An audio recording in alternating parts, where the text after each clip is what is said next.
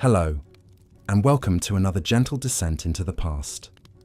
Tonight, we'll open the doors to a world once lost, now rediscovered through quiet storytelling.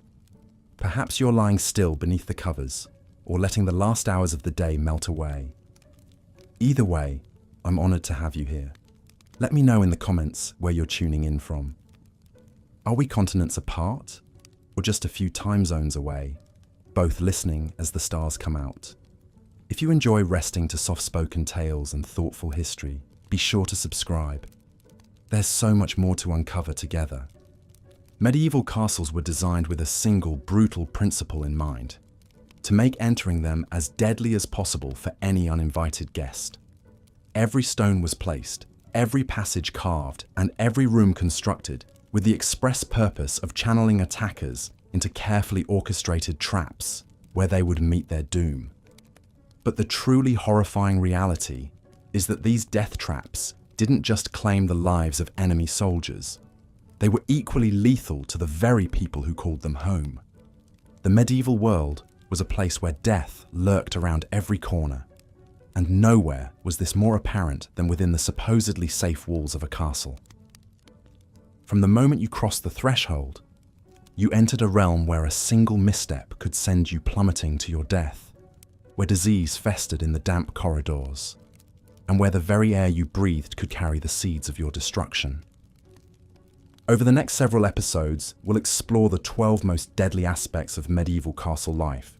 We'll discover how the grand entrance halls were designed as elaborate killing fields, how the spiral staircases became death traps for both defenders and attackers, and how the primitive sanitation systems turned these mighty fortresses into breeding grounds for the deadliest diseases known to mankind. But before we delve into the specific mechanisms of death that plagued these stone fortresses, we need to understand the world that created them. The medieval period, spanning roughly from the 5th to the 15th centuries, was an era defined by almost constant warfare, political instability, and technological limitations that made everyday survival a monumental challenge. In this violent world, castles emerged as the ultimate expression of military architecture. They were not built for comfort or convenience. They were built to kill. Every architectural feature, from the placement of windows to the width of doorways, was calculated to maximize the defensive advantage while creating as many opportunities as possible to eliminate intruders. The first thing that strikes you about approaching a medieval castle is the deliberate intimidation factor built into its very appearance. These structures were designed to project power and inspire fear even from a distance. The massive walls, often 20 feet thick or more, weren't just defensive barriers. They were psychological weapons designed to demoralize attackers before they even reached the gates. Take Caerphilly Castle in Wales, for example. Built in the 13th century, this fortress covers over 30 acres and is surrounded by an elaborate system of water defences. The castle appears to rise directly from the lake itself, creating an almost supernatural impression of impregnable strength. This visual impact was entirely intentional. Medieval architects understood that the fear generated by their castle's appearance was often their first and most effective line of defense. But the psychological warfare began long before you reached the castle walls.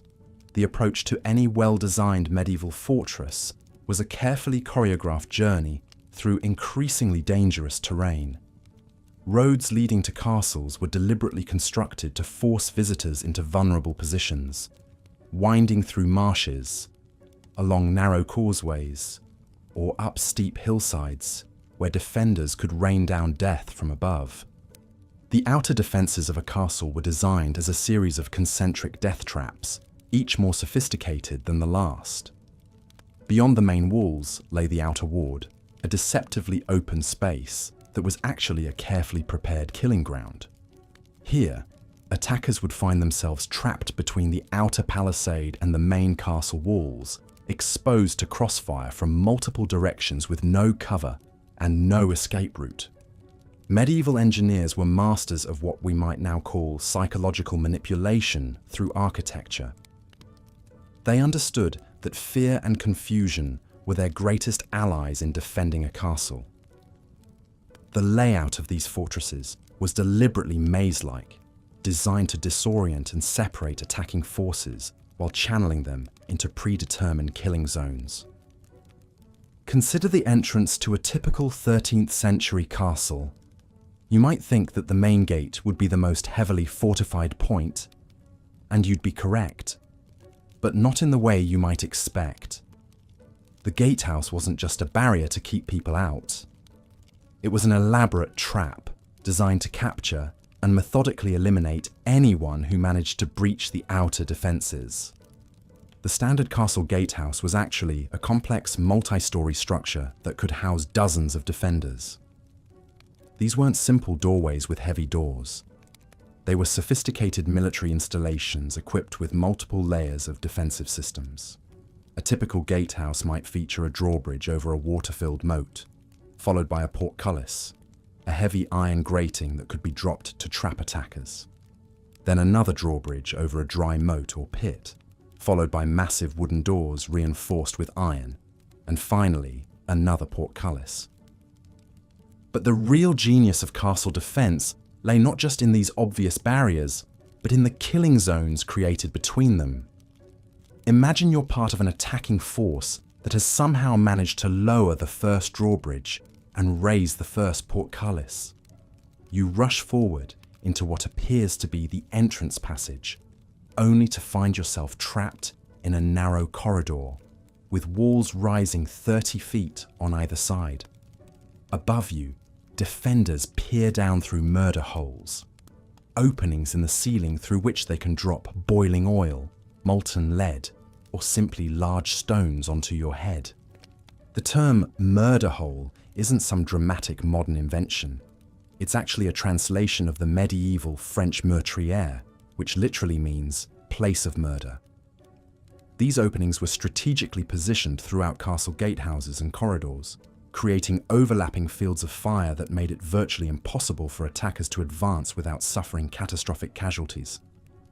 Medieval castle designers had studied the art of killing with the same dedication that modern engineers study aerodynamics or structural integrity. They understood that the key to effective defense wasn't just building thick walls. It was creating situations where attackers would be forced into positions where they could be eliminated systematically and efficiently. The barbican, an outer gatehouse structure that became common in the 13th and 14th centuries, represents perhaps the pinnacle of this philosophy. A barbican was essentially a fortified funnel that forced attackers to approach the main gate along a predetermined path while being subjected to constant fire from multiple directions. The walls of a barbican were built at angles that eliminated any possibility of finding cover, while the narrow passages ensured that attacking forces would be compressed into dense formations that made them perfect targets for medieval artillery. One of the most sophisticated examples of barbican design can be found at Warwick Castle, where the approach to the main gate forces attackers to make a series of turns while being overlooked by no fewer than 6 separate defensive positions. Each turn in the path was designed to present attackers with a new threat while preventing them from seeing what lay ahead.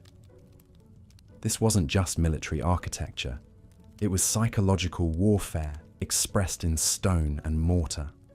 The designers of these fortresses understood that an enemy's imagination could be just as effective a weapon as any sword or crossbow. By creating approaches that were clearly dangerous but whose specific threats remained hidden, they forced attackers to confront not just physical obstacles, but the constant fear of unknown perils waiting around each corner. But perhaps the most insidious aspect of the medieval castle design was how these death traps affected the people who actually lived within the walls. While much attention has been paid to how castles defended against external threats, the daily reality of life inside these fortresses was often just as deadly as any siege. The same architectural features that made castles effective military installations also made them incredibly dangerous places to live. The narrow, winding staircases that confused attackers also made it easy for residents to take fatal falls, especially in the dark corridors lit only by flickering torches. The thick walls that provided protection from enemy artillery also created a damp, poorly ventilated environment that was perfect for the spread of disease. Medieval record-keeping, while not always comprehensive, provides us with glimpses of just how deadly castle life could be for its inhabitants. Chronicles from the 13th and 14th centuries are filled with accounts of nobles and servants who met their deaths through accidents that were directly related to the defensive features of their homes. Take the tragic case of William de Braose, a powerful Norman lord who fell to his death from the walls of his own castle in 1230. According to contemporary accounts, William was inspecting the defences of Bramber Castle in Sussex when he slipped on the narrow wall walk and plummeted 40 feet to the courtyard below. The same battlement that had been designed to provide a secure firing position for archers became a death trap for the castle's own lord. Such accidents were far from rare. The defensive architecture that made castles formidable military installations also created countless opportunities for fatal mishaps. Spiral staircases, designed to favour right-handed defenders fighting their way down, were treacherous for anyone carrying loads or moving quickly in poor light. The narrow arrow loops that provided protected firing positions also created dangerous protrusions that could catch clothing or cause people to lose their balance. Perhaps most deadly of all were the castle's sanitation systems, or rather, the lack thereof. Medieval castles were essentially self-contained cities that might house hundreds or even thousands of people during times of siege. The waste produced by this population had to go somewhere, and the solutions devised by medieval engineers, while ingenious for their time, created perfect conditions for the spread of deadly diseases. The typical castle latrine, known as a garderobe, was built into the thickness of the castle walls and discharged directly into the moat or onto the ground outside the walls. While this system had the advantage of being simple and requiring no maintenance, it also meant that the castle's water supply was constantly being contaminated by human waste. During sieges, when the castle population swelled and water sources became limited, these conditions became breeding grounds for cholera, dysentery, and typhoid fever. The Black Death, which swept through Europe in the 14th century, found perfect conditions for transmission within castle walls. The crowded, poorly ventilated conditions, combined with primitive sanitation and the presence of rats and fleas, meant that once plague entered a castle, it could spread through the entire population within days. Contemporary accounts describe entire castle garrisons being wiped out not by enemy action, but by disease. The Chronicle of Moe Abbey records that in 1349, the great castle of Skipton was left with but 3 men alive, all others having perished of the pestilence. Similar accounts can be found throughout medieval Europe, testament to how the very features that made castles militarily effective also made them perfect environments for epidemic disease. The irony of medieval castle design becomes even more apparent when we consider how these fortresses affected the mental health of their inhabitants. The same isolation that provided security from external threats also created conditions of psychological stress that could be just as deadly as any physical danger. Medieval castles were designed to be self-sufficient during extended sieges, which meant that their inhabitants often lived in virtual isolation for months or even years at a time. The thick walls that kept enemies out also kept residents in, creating an environment that modern psychologists would recognize as profoundly unhealthy. The limited natural light that filtered through the narrow arrow slits, combined with the constant dampness and poor air circulation, created conditions that we now know contribute to depression and other mental health disorders. Medieval chronicles are filled with accounts of castle residents who suffered from what they called melancholia, a condition that often led to suicide or other self-destructive behaviours. The case of Isabella de Fortibus, Countess of Devon and Lady of the Isle of Wight, provides a particularly poignant example of how castle life could affect mental health. After inheriting several castles following her husband's death in 1262, Isabella became increasingly reclusive, rarely leaving her fortress of Carisbrooke Castle.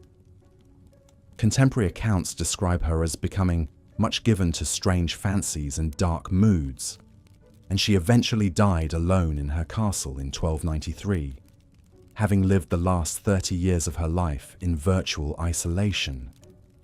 But the psychological toll of castle life wasn't limited to the nobility. Servants, guards, and other castle residents also suffered from the effects of living in what were essentially stone prisons. The constant threat of violence, combined with the claustrophobic conditions and social isolation, created an environment where mental breakdown was not uncommon. Medieval records speak of castle servants who suffered from what they called castle fever, a condition characterized by violent outbursts, paranoid delusions, and sometimes suicide. Modern historians have suggested that this may have been an early description of what we now recognize as post-traumatic stress disorder or severe depression brought on by the conditions of castle life. The defensive features of medieval castles also created unique forms of accidental death that were specific to these environments.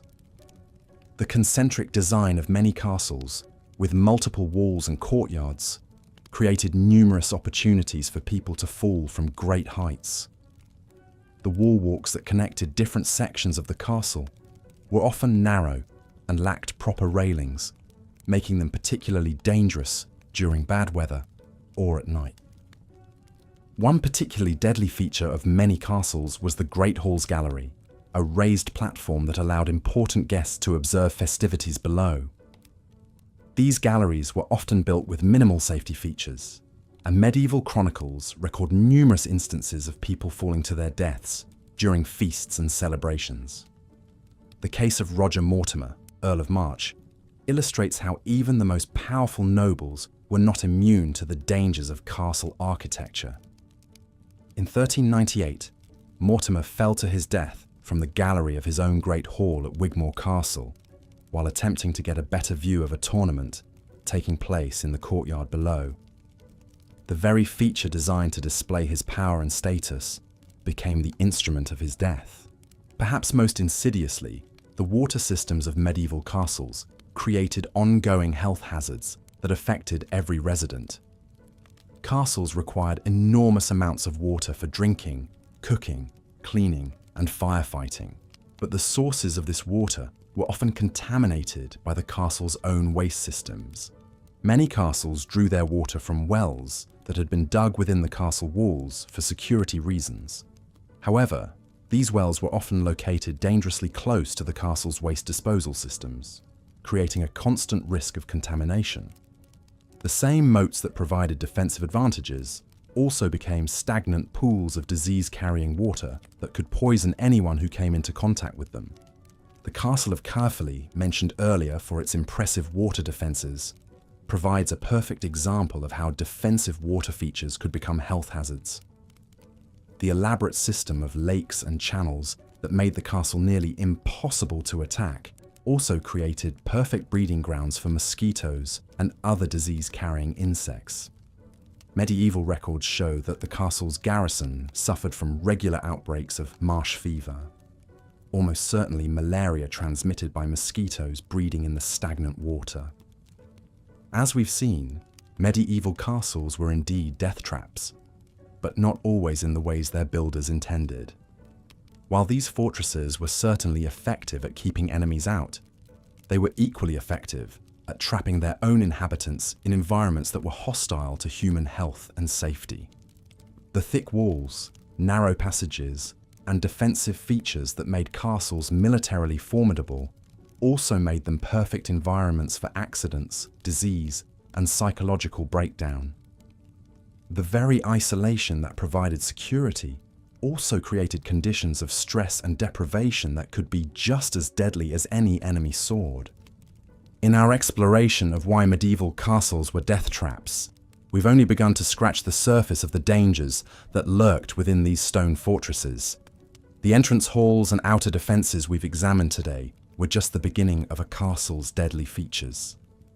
The spiral staircases that wound through castle towers, the great halls where nobles feasted and plotted, the kitchens where massive fires created constant hazards, and the dungeons where prisoners faced unimaginable horrors.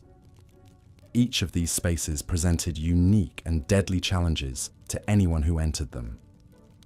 The medieval world was a dangerous place, and the castles that dominated its landscape were perfect reflections of that danger. Built in an age when violence was commonplace and human life was cheap, these fortresses prioritized military effectiveness over human comfort or safety. The result was a form of architecture that was as deadly to its inhabitants as it was to its enemies. As we continue our journey through the deadly secrets of medieval castles, we'll discover that these stone fortresses were not just military installations or noble residences. They were complex machines designed to control, intimidate, and when necessary, kill. Every stone was placed with purpose, every passage designed with deadly intent, and every room constructed to serve the brutal realities of medieval warfare. The next time you visit a medieval castle and admire its impressive architecture, remember that you're looking at one of history's most sophisticated instruments of death.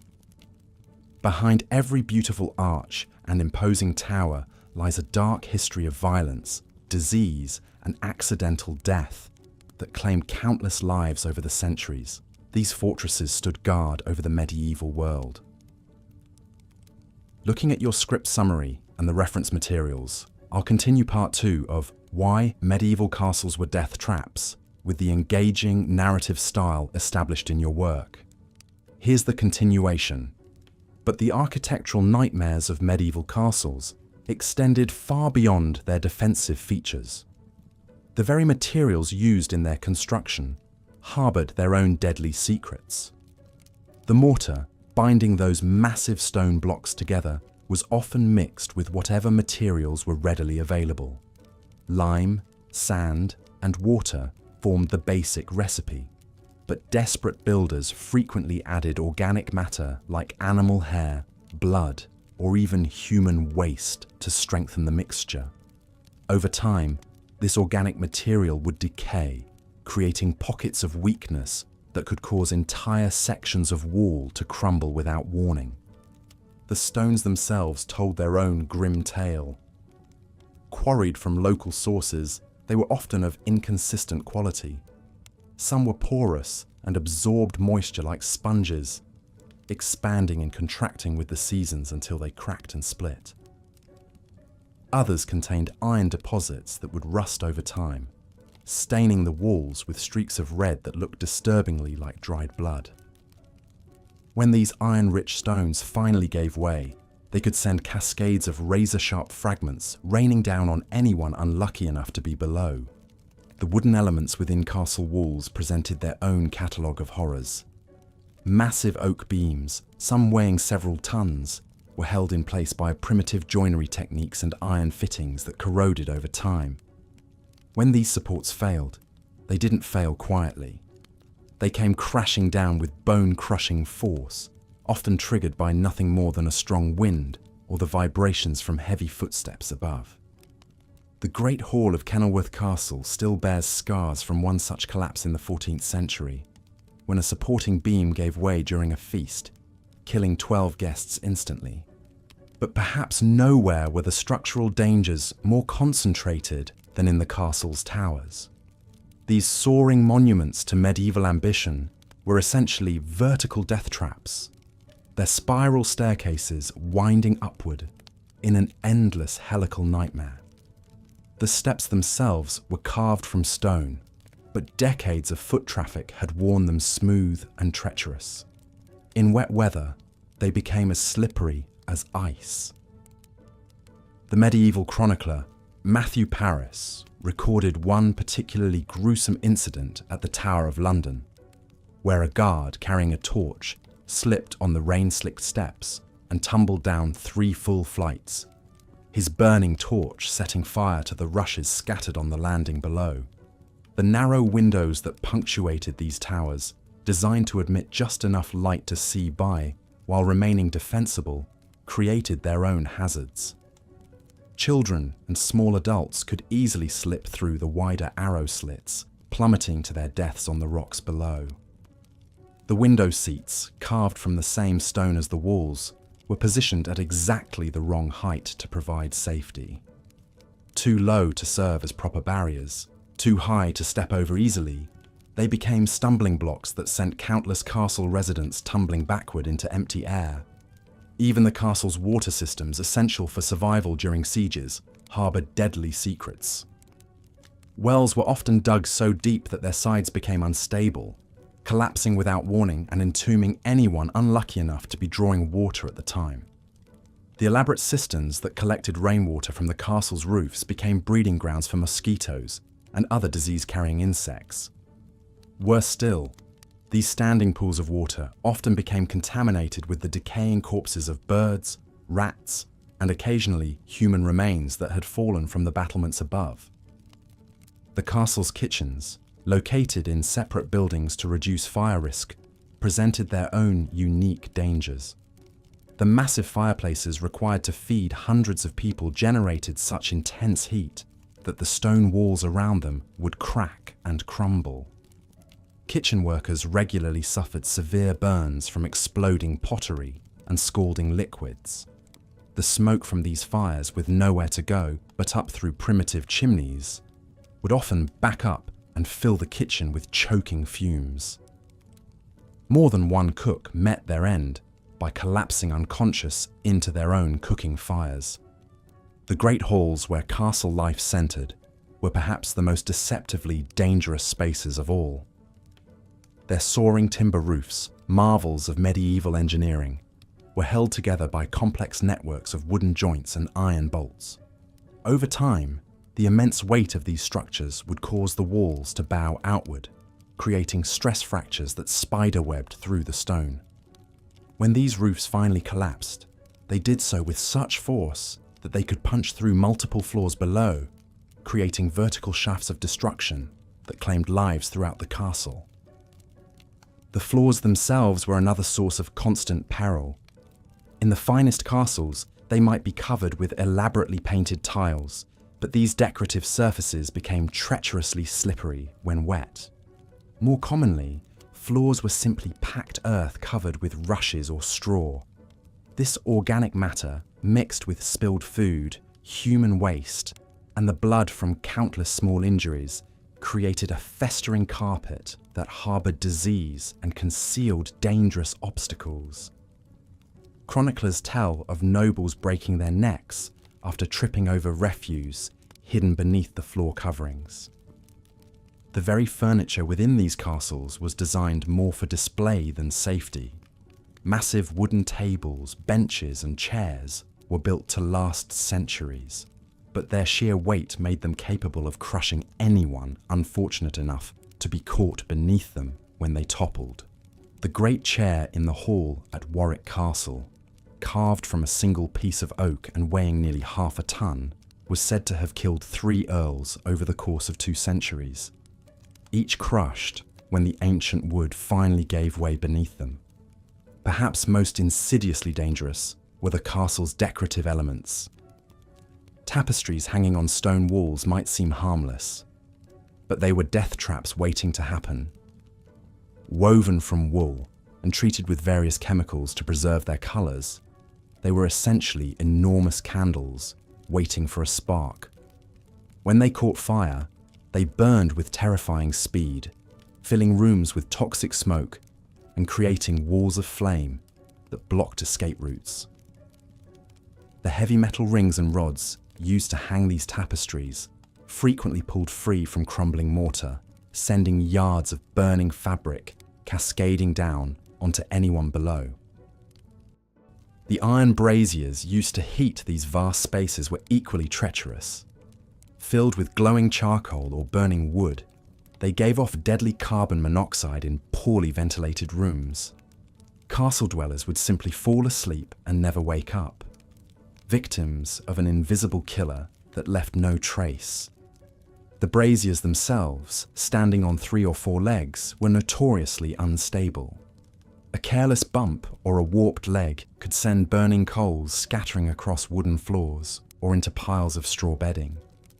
Even the most basic activities of daily life were fraught with danger in these stone fortresses. Climbing stairs in the dark was a nightly gamble with death, as the uneven steps and low ceilings created a perfect storm of hazards. The narrow corridors that connected different parts of the castle were often pitch black, forcing residents to navigate by feel along walls that might conceal sharp projections, loose stones, or sudden openings that led to fatal drops. The seasonal changes that brought relief to those living in the countryside only intensified the dangers within castle walls. Winter ice made every surface treacherous, while spring thaws could cause catastrophic structural failures as frozen mortar expanded and contracted. Summer heat would cause the iron fittings throughout the castle to expand, sometimes bursting through the stone that contained them. Autumn storms would send loose stones tumbling from the battlements and tear away sections of roof that had been weakened by years of weather.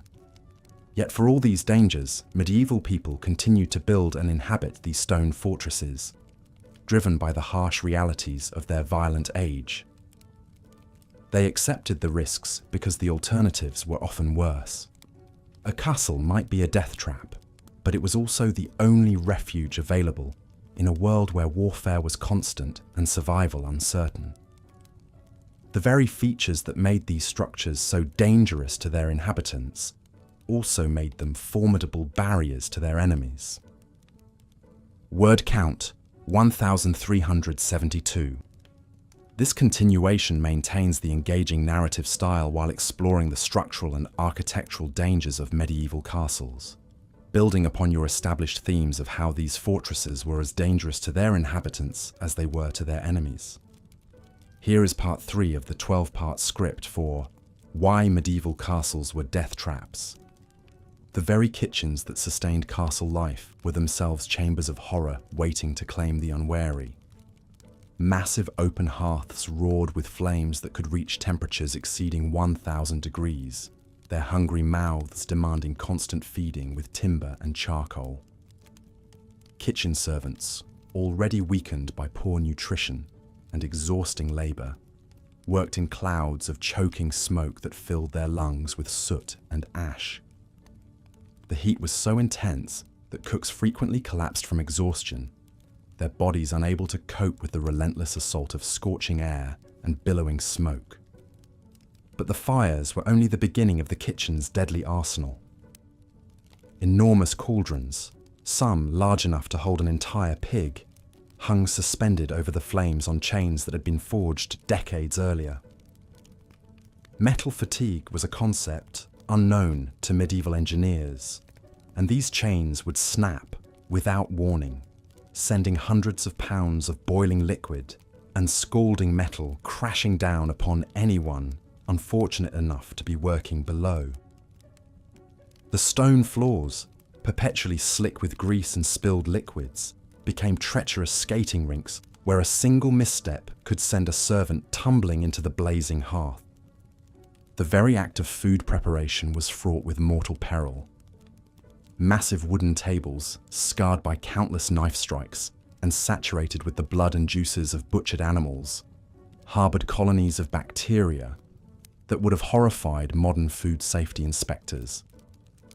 Meat hung for days or even weeks in poorly ventilated storage areas, developing a greenish tint and putrid odor that cooks attempted to mask with liberal applications of expensive spices. What they couldn't mask, however, were the invisible armies of pathogens that thrived in these conditions, ready to strike down lord and servant alike with waves of dysentery, food poisoning, and worse. The castle's food storage systems were architectural nightmares in their own right. Granaries built into the thick walls or housed in separate towers were designed to withstand siege conditions but created perfect breeding grounds for rats, mice, and insects. These vermin didn't simply consume the stored grain, they contaminated it with their droppings and urine, spreading disease throughout the castle's food supply. The grain itself, stored in conditions of perpetual dampness, frequently developed deadly molds that produced toxins capable of causing hallucinations, convulsions, and death. Water, that most basic necessity of life, presented its own catalogue of horrors within castle walls. Most castles drew their water from wells that had been dug through the castle's foundation, often penetrating deep into the bedrock below. But these wells, while providing a secure water source during sieges, were frequently contaminated by seepage from the castle's primitive sewage systems. The very walls that protected the inhabitants also trapped the toxic runoff from latrines, stables, and workshops, allowing it to seep slowly through the stone and into the water supply. The castle's cisterns and storage tanks, carved from stone or constructed from timber and lead, became stagnant pools of contamination. Without any understanding of water purification or the importance of circulation, these reservoirs developed thick films of algae and bacterial growth that turned the water green and foul-smelling. Servants would skim the surface scum before drawing water for cooking and drinking, but they had no way to address the deeper contamination that lurked beneath. Even the act of drawing water from these sources was dangerous. Wells were often located in the deepest parts of the castle, accessible only by narrow spiral staircases carved into the living rock. These passages, worn smooth by centuries of foot traffic and perpetually damp from water seepage, were treacherous even in daylight. By torchlight or candlelight, they became death traps where a single misstep could send a servant plummeting into the dark depths below.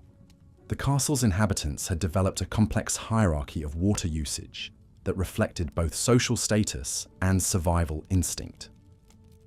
The lord and his family received the first draw from the wells, theoretically, the cleanest water available. Lower-ranking nobles and important guests received the second draw, while servants and soldiers made do with whatever remained.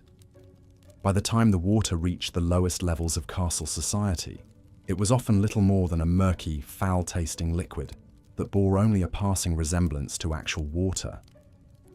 But even the highest quality water available in medieval castles would have been considered unfit for consumption by modern standards.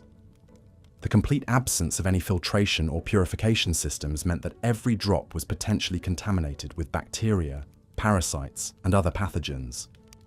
Waterborne diseases swept through castle populations with devastating regularity, claiming victims regardless of their social standing or position within the castle hierarchy. The sleeping quarters, those spaces where castle inhabitants sought rest and recovery from their daily struggles, were themselves sources of constant peril. The great chambers of the nobility, while spacious by medieval standards, were heated by massive fireplaces that consumed enormous quantities of wood and produced equally enormous quantities of smoke and toxic fumes. The chimneys, architectural marvels for their time, were frequently poorly designed and inadequately maintained, allowing smoke and carbon monoxide to back up into the living spaces. Beds, those symbols of comfort and luxury, were in reality elaborate death traps waiting to claim the unwary. The massive four-poster beds, favoured by the nobility, were constructed from heavy timber beams that had been inadequately seasoned and were prone to splitting and collapse. The wooden joints, held together by primitive iron fittings and wooden pegs, would work loose over time, creating instability that could send the entire structure crashing down on its occupants. The heavy curtains that surrounded these beds, designed to provide privacy and warmth, also created perfect conditions for fires to start and spread undetected. The mattresses themselves were stuffed with straw, feathers, and other organic materials that provided ideal breeding grounds for insects, mites, and other parasites. Bedbugs, fleas, and lice were constant companions for castle inhabitants, regardless of their social status. These parasites didn't simply cause discomfort. They served as vectors for serious diseases including typhus, plague, and a host of other potentially fatal conditions.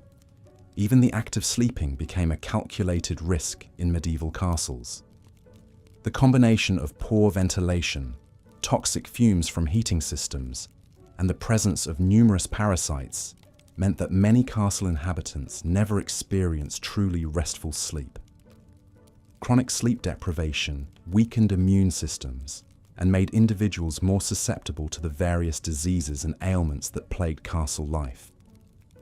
The castle's workshops and craft areas, essential for maintaining the complex infrastructure of medieval fortress life, were perhaps the most dangerous spaces of all. Blacksmith shops, located within the castle walls for security reasons, filled entire sections of the structure with choking smoke, toxic fumes, and the constant risk of fire. The forges, burning at temperatures that could melt iron, created heat so intense that it could ignite wooden beams and thatch roofing from several feet away. Metalworking produced clouds of toxic vapors that contained lead, mercury, and other heavy metals that slowly poisoned anyone who breathed them regularly. Blacksmiths and their apprentices frequently suffered from what we now recognize as heavy metal poisoning, developing tremors, mental confusion, and eventually death from the cumulative effects of their toxic work environment. The constant hammering and metalworking created noise levels that would have exceeded modern workplace safety standards by enormous margins. This perpetual cacophony didn't simply cause hearing loss, it created stress and anxiety that weakened the immune systems of everyone within the castle walls. The combination of toxic fumes, extreme heat, deafening noise, and dangerous equipment made the workshops some of the most hazardous environments in an already perilous world. Carpentry shops, essential for maintaining the wooden infrastructure of castle life, presented their own catalogue of dangers. The tools available to medieval craftsmen were crude by modern standards, lacking the safety features and precision engineering that we take for granted today. Handsaws with irregular teeth, axes with loose heads, and chisels with damaged handles were common tools that frequently caused serious injuries or death. The wood itself was often green or poorly seasoned, making it unpredictable to work with and prone to splitting or splintering without warning. Sawdust and wood shavings created fire hazards throughout the workshop areas, and the primitive ventilation systems did little to remove these combustible materials from the air. A single spark from a torch or candle could ignite an entire workshop, and the resulting fire could easily spread throughout the wooden portions of the castle structure. Storage areas within castles were architectural minefields that claimed victims on a regular basis. Armories, packed with weapons and armor, were poorly organized and inadequately secured. Heavy weapons would shift and fall without warning, crushing anyone unfortunate enough to be beneath them. Swords and other bladed weapons were often stored in unstable racks that could collapse, sending sharp metal flying in all directions. The armor storage areas were particularly treacherous, filled with suits of mail and plate that weighed hundreds of pounds each. These massive pieces of equipment were hung on wooden pegs and iron hooks that were frequently inadequate for the weight they were expected to support. When these storage systems failed, they created avalanches of metal that could kill or seriously injure anyone in their path. Food storage areas, as we've already discussed, were breeding grounds for vermin and disease, but they also presented physical dangers that were equally severe. Enormous barrels of wine, ale, and other liquids were stacked in precarious towers that could topple without warning. Grain sacks, some weighing several hundred pounds each, were piled to dangerous heights in storage chambers with inadequate structural support. The very architecture of these storage areas worked against the safety of those who used them. Narrow doorways and low ceilings made it difficult to maneuver large items safely, while poor lighting created conditions where accidents were almost inevitable. The stone floors, perpetually damp and often covered with spilled liquids and organic debris, provided treacherous footing for anyone attempting to navigate these dangerous spaces. As we delve deeper into the deadly reality of medieval castle life, it becomes increasingly clear that these structures were not the romantic havens of chivalry and nobility that popular imagination has created. They were, instead, elaborate death traps, where every aspect of daily existence carried the potential for injury, disease, or death. The very features that made castles effective defensive structures also made them extraordinarily dangerous places to live and work. From the kitchens where servants laboured over roaring fires and toxic fumes, to the workshops where craftsmen risked their lives daily with primitive tools and dangerous materials, medieval castles were environments where survival itself was a constant struggle. The sleeping quarters offered little respite from danger, while the storage areas and water systems created their own catalogues of potential disasters. Yet perhaps most remarkably, people continued to live in these structures, driven by the harsh realities of medieval life, where the protection offered by castle walls, however dangerous, was preferable to the alternatives that existed beyond them. The story of medieval castles is ultimately a story of human resilience in the face of extraordinary adversity, where men and women accepted tremendous risks as the price of survival in an unforgiving world. Looking at your script summary and the reference materials, I'll continue part 4 of Why Medieval Castles Were Death Traps, focusing on the deadly daily life within castle walls. Here's the script. The daily routine of castle life was itself a gauntlet of potential death. Every morning, inhabitants would wake to rooms thick with smoke from poorly ventilated fireplaces, their lungs slowly filling with toxic fumes that would, over years, lead to chronic respiratory ailments. The very act of getting dressed could prove fatal, as clothing was rarely washed and harboured disease-carrying parasites that spread typhus and other deadly infections. Breakfast, if you could call it that, consisted of stale bread that might contain ergot, a fungus that caused hallucinations, convulsions, and death. The ale served alongside it was often contaminated with bacteria that caused dysentery, while the water drawn from castle wells was frequently polluted by seepage from nearby latrines. In winter, when wells froze, inhabitants would melt snow that had been contaminated by animal waste and rotting organic matter. The very architecture that made castles formidable also made them death traps for their residents. Spiral staircases were deliberately built to favour right-handed defenders, but this same design made them treacherous for daily use. The narrow, uneven steps, worn smooth by countless feet, became slippery death slides when wet. Many castle dwellers met their end tumbling down these stone spirals, their bodies broken on the unforgiving steps below.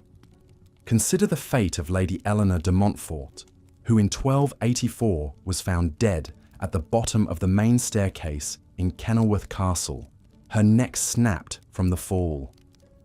Or the young page, William of Ashby, who slipped on the rain-soaked steps of Warwick Castle in 1312, his skull crushed against the stone walls. These weren't isolated incidents, but common occurrences that claimed lives with brutal regularity. The great halls, those grand symbols of medieval power, were particularly hazardous environments.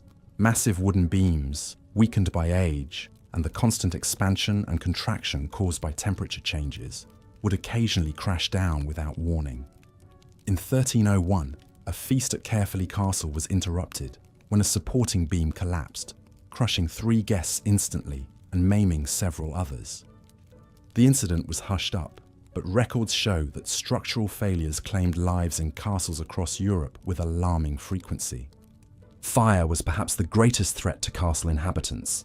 Despite being built of stone, medieval castles were filled with flammable materials, wooden furniture, tapestries, rushes on floors, and thatched roofs on interior buildings. Once a fire started, it spread with terrifying speed through the confined spaces. The thick stone walls that protected against armies became ovens that trapped inhabitants in infernos they couldn't escape. The Great Fire at Windsor Castle in 1296 offers a harrowing example. It began in the kitchen when fat from roasting meat ignited and spread to wooden shelving. Within minutes, the entire kitchen was ablaze. The fire raced through connecting passages, fed by drafts that turned the castle's defensive ventilation system into a network of flues. 17 people died that night, including the head cook, who was trapped when burning timbers blocked his escape route. Their charred remains were found days later, huddled in corners where they had sought refuge from the flames.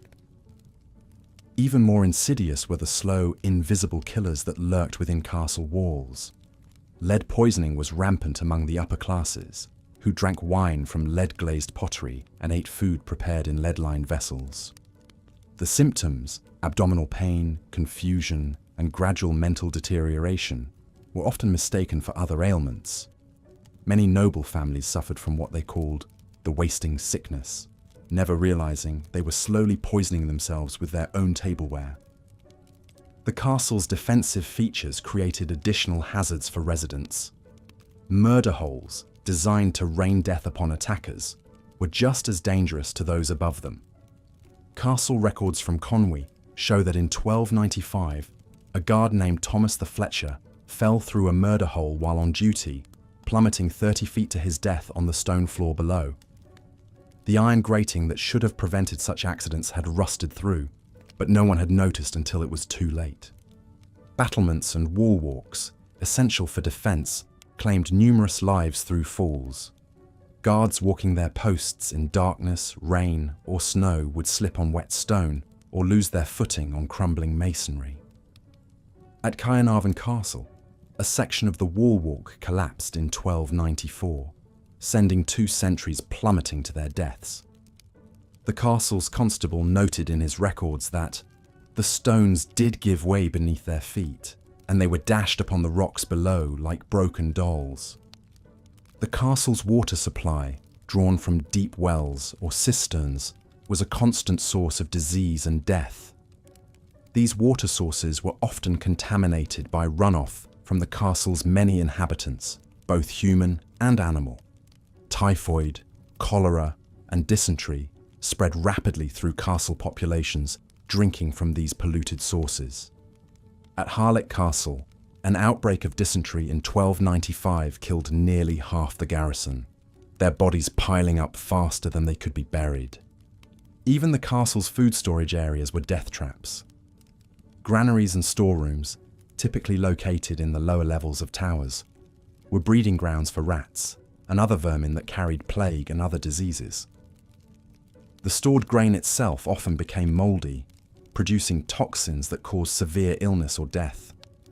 In 1289, an entire family at Beaumaris Castle died after eating bread made from contaminated flour, their bodies racked with convulsions before they finally succumbed. The castle's chapel, meant to provide spiritual solace, could become a tomb. These sacred spaces were often poorly ventilated, and during religious services, the combination of incense, candle smoke, and the breath of many worshippers created a toxic atmosphere. At Pembroke Castle, morning mass in 1302 was interrupted when several congregants collapsed from smoke inhalation. 3 elderly residents died before they could be carried to fresh air. Personal hygiene in castles was virtually non-existent, creating perfect conditions for disease transmission. Bathing was rare and considered unhealthy by many medieval physicians. When people did bathe, they often shared the same water, creating a soup of bacteria and parasites. Lice, fleas, and other parasites were constant companions, spreading typhus and other deadly diseases through the close-knit castle community. The castle's defensive isolation, while protecting against external enemies, created internal dangers when medical emergencies arose. When someone fell seriously ill or was injured, help was often days away. Simple infections became fatal without proper treatment, and injuries that might be survivable today proved deadly in the medieval castle environment. At Caerphilly Castle, records show that a kitchen maid named Agnes died from an infected cut on her hand. A wound that modern medicine could have treated with antibiotics became a death sentence in the medieval world. Winter brought its own deadly challenges to castle life. The massive stone structures became freezing tombs, with temperatures inside barely above those outside. Hypothermia claimed the lives of the elderly and infirm, while frostbite was common among those who had to venture onto the walls for guard duty. At Harlech Castle, the winter of 1294 was so severe that 3 guards were found frozen to death at their posts, their bodies rigid with cold. The very stones of the castle could become weapons against their inhabitants. Medieval mortar was often mixed with sand that contained salt, which absorbed moisture from the air. Over time, this caused the mortar to expand and contract, loosening stones that could fall without warning. At Conway Castle, a loose stone from the Great Hall ceiling struck and killed Sir Hugh de Lacy in 1298, crushing his skull as he dined below. Even the castle's domestic animals posed deadly threats. Horses, essential for medieval warfare and transportation, were kept in stables within the castle walls. These powerful animals, stressed by confinement and poor conditions, could turn violent without warning. Castle records are filled with accounts of stable hands, trampled to death or kicked by frightened horses. Dogs, used for hunting and protection, could turn rabid, spreading the disease through bites before anyone recognized the danger. The psychological toll of castle life cannot be overlooked as a contributing factor to its deadliness. The constant threat of attack, the isolation, and the harsh living conditions created severe mental stress that manifested in depression, paranoia, and violence. Suicide was not uncommon, with desperate inhabitants throwing themselves from the very walls meant to protect them. At Beaumaris Castle, the chaplain's records note 3 suicides in 1299 alone, describing them as souls driven to despair by the darkness of their earthly prison. Food poisoning was a constant threat in castle kitchens, where primitive preservation methods and poor hygiene created perfect conditions for bacterial contamination. Meat was often hung for days in warm conditions, developing dangerous levels of bacteria. Salt used for preservation was expensive and often used sparingly, allowing spoilage to set in. At Caernarvon Castle, a feast celebrating the completion of the Outer Ward turned tragic when contaminated pork sickened dozens of guests. 7 died over the following days, their bodies racked with violent illness. The castle's defensive features could trap inhabitants during emergencies. The same portcullises and heavy gates that kept enemies out could prevent escape during fires or other disasters. At Pembroke Castle, a fire in 1305 spread so quickly that many inhabitants found themselves trapped behind locked gates, the keys held by guards who had already fled or perished. Their screams echoed through the night as they burned alive, unable to escape their stone prison. Medieval castles were also plagued by structural defects that weren't apparent until disaster struck. Foundations built on unstable ground could shift suddenly, causing walls to crack and collapse. At Caerphilly Castle, part of the south wall tilted dramatically due to foundation failure, creating a dangerous lean that persists to this day. While this particular collapse happened slowly enough that no one was killed, other castles weren't so fortunate. Sudden structural failures claimed lives with terrifying regularity. The very success of a castle's defensive design often contributed to the death of its inhabitants. The narrow windows, designed to prevent enemy arrows from finding their mark, also prevented adequate ventilation. This created stagnant air that harbored disease and allowed toxic fumes to accumulate. Carbon monoxide poisoning from poorly ventilated fires claimed many lives, with victims simply going to sleep and never waking up. As we've seen, medieval castles were as dangerous to their inhabitants as they were to their enemies. Every aspect of daily life, from the food they ate to the air they breathed, posed deadly threats. The very features that made these structures impregnable fortresses also made them death traps for those who called them home. In the next part of our series, we'll explore how the social hierarchy within castle walls, created additional layers of danger, where political intrigue and personal vendettas turned trusted allies into deadly enemies, making survival as much about navigating human threats as physical ones. Medieval castles, death traps, hidden in plain sight.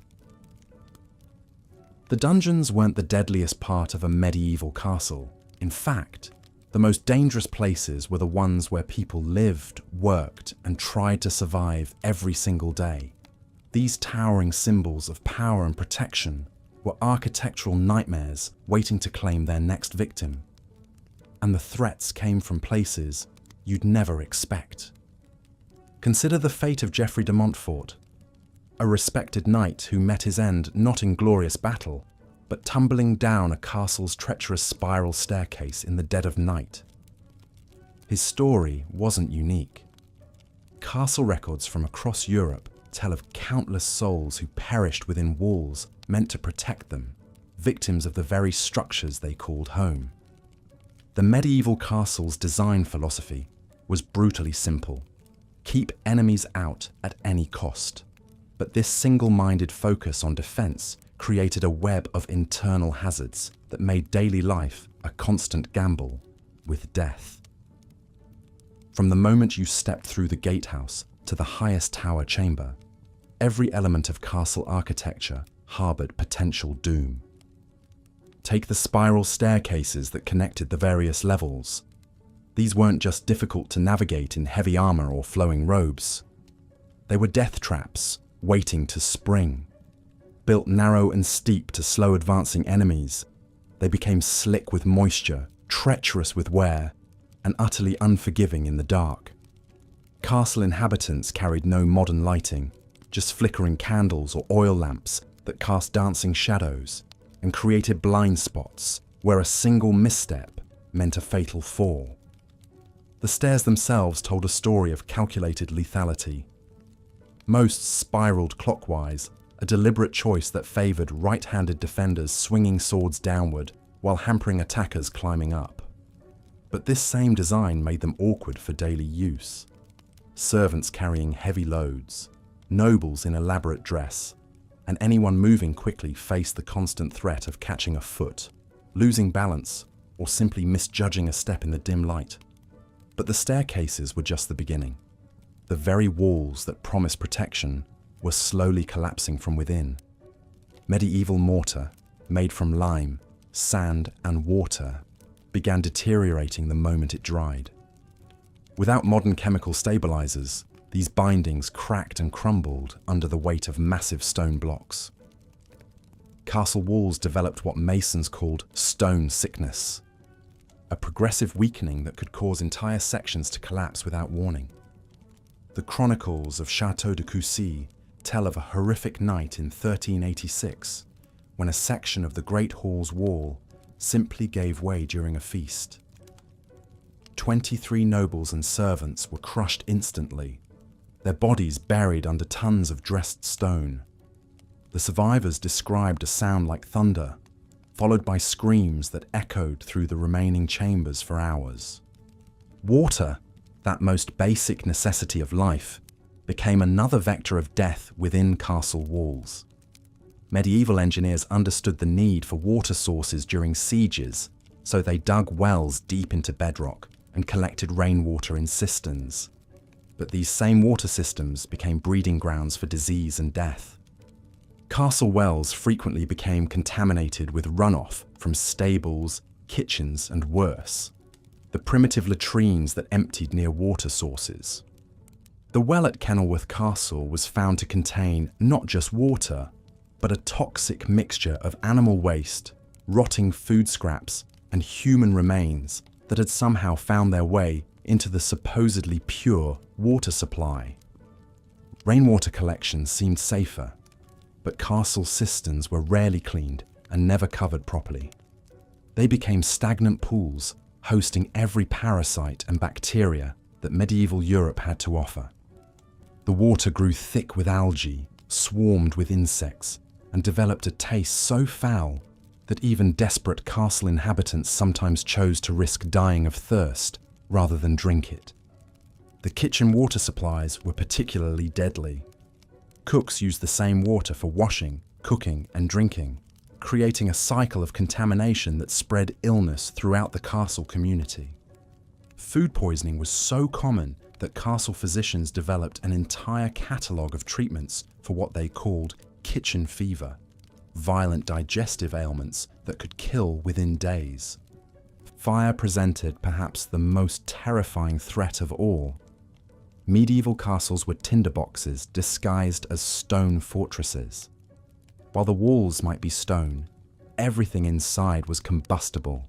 Wooden floors, furniture, tapestries, rushes scattered on floors for warmth, and the constant presence of open flames created perfect conditions for catastrophic fires. The Great Fire of Warwick Castle in 1871 might seem too recent for our medieval focus, but it demonstrated vulnerabilities that had existed for centuries. When fire took hold in a castle, the same thick walls that kept enemies out trapped inhabitants inside. Narrow windows became death traps, stairs filled with smoke, and the maze-like layout that confused invaders became a fatal puzzle for those trying to escape. Medieval firefighting techniques were primitive at best. Castle inhabitants relied on bucket brigades, sand, and sometimes wet blankets to combat flames. But when fire erupted in the middle of the night, often starting in kitchens where cooking fires were banked with coals, the blaze could spread faster than any human response. The Tower of London's chronicles describe a fire in 1512 that began in the royal kitchens and spread through the timber galleries connecting various buildings. The thick stone walls that should have contained the fire instead created a chimney effect, drawing flames upward and outward until entire sections of the castle were consumed. 7 people died, not from burns, but from smoke inhalation as they became lost in corridors they'd walked hundreds of times before. Even more insidious were the slow-burning fires that smouldered in walls and floors for days before erupting. Medieval construction techniques often left gaps filled with combustible materials. Wood shavings, straw, and fabric scraps used as insulation. These materials could catch a spark and burn slowly, undetected, until they reached a point where the fire exploded into deadly life. The everyday architecture of castle life was riddled with hazards that modern building codes would never permit. Floor joists, often made from green timber that shrank as it dried, created gaps and weak spots. Stone floors, constantly damp from poor drainage, became slippery and treacherous. Ceiling beams, massive as they were, could fail without warning as the wood aged and the metal brackets that held them corroded. Castle chambers were death traps in their own right. The great halls, designed to impress and intimidate, featured soaring ceilings supported by complex networks of beams and arches. When these supports failed, they didn't fail quietly. The collapse of Westminster Hall's roof in 1291 killed 12 people and injured dozens more. Their bodies crushed under timber beams that had seemed solid just moments before. Private chambers presented different but equally deadly hazards. Fireplaces, essential for heat and light, were poorly ventilated and often leaked deadly carbon monoxide into living spaces. The rich tapestries that decorated walls trapped smoke and toxic fumes, creating pockets of poisoned air that could kill sleeping occupants. Window openings, designed narrow to prevent enemy arrows, created their own dangers. People leaning out to empty chamber pots, observe courtyard activities, or simply get fresh air regularly fell to their deaths. The chronicles of Edinburgh Castle record at least 15 deaths from window falls between 1400 and 1450, including 2 children who were playing near unguarded openings. The most tragic aspect of castle deaths was how preventable many of them were. But medieval priorities didn't include safety regulations, building inspections, or maintenance standards. Castles were built to serve military functions, and human comfort, much less human safety, was a secondary consideration at best. workers tasked with castle maintenance faced their own deadly challenges. Stonemasons working on repairs often laboured without safety equipment on walls hundreds of feet above the ground. Carpenters replacing rotted beams worked in cramped spaces with heavy timbers and primitive tools. Kitchen staff dealt with massive cooking fires, boiling oil for defence, and primitive equipment that regularly caused severe burns and injuries. The irony wasn't lost on medieval chroniclers, who noted that more castle inhabitants died from the castle itself than from enemy action. These fortresses, built at enormous cost in money and human life, were more dangerous to their residents than the wars they were designed to survive. Some castles developed reputations as particularly deadly. Chateau Gaillard, Richard the Lionheart's supposedly impregnable fortress, was known among soldiers as the Widowmaker, not for its military effectiveness, but for the number of inhabitants who died from structural failures, fires, and accidents. Even before enemy siege engines could batter its walls, Chateau Gaillard was claiming lives through the everyday hazards of medieval castle life.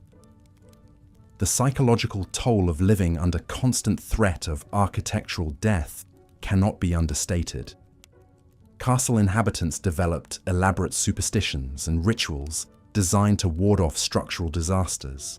They blessed doorways, avoided certain staircases during storms, and carried charms meant to protect against falling stones.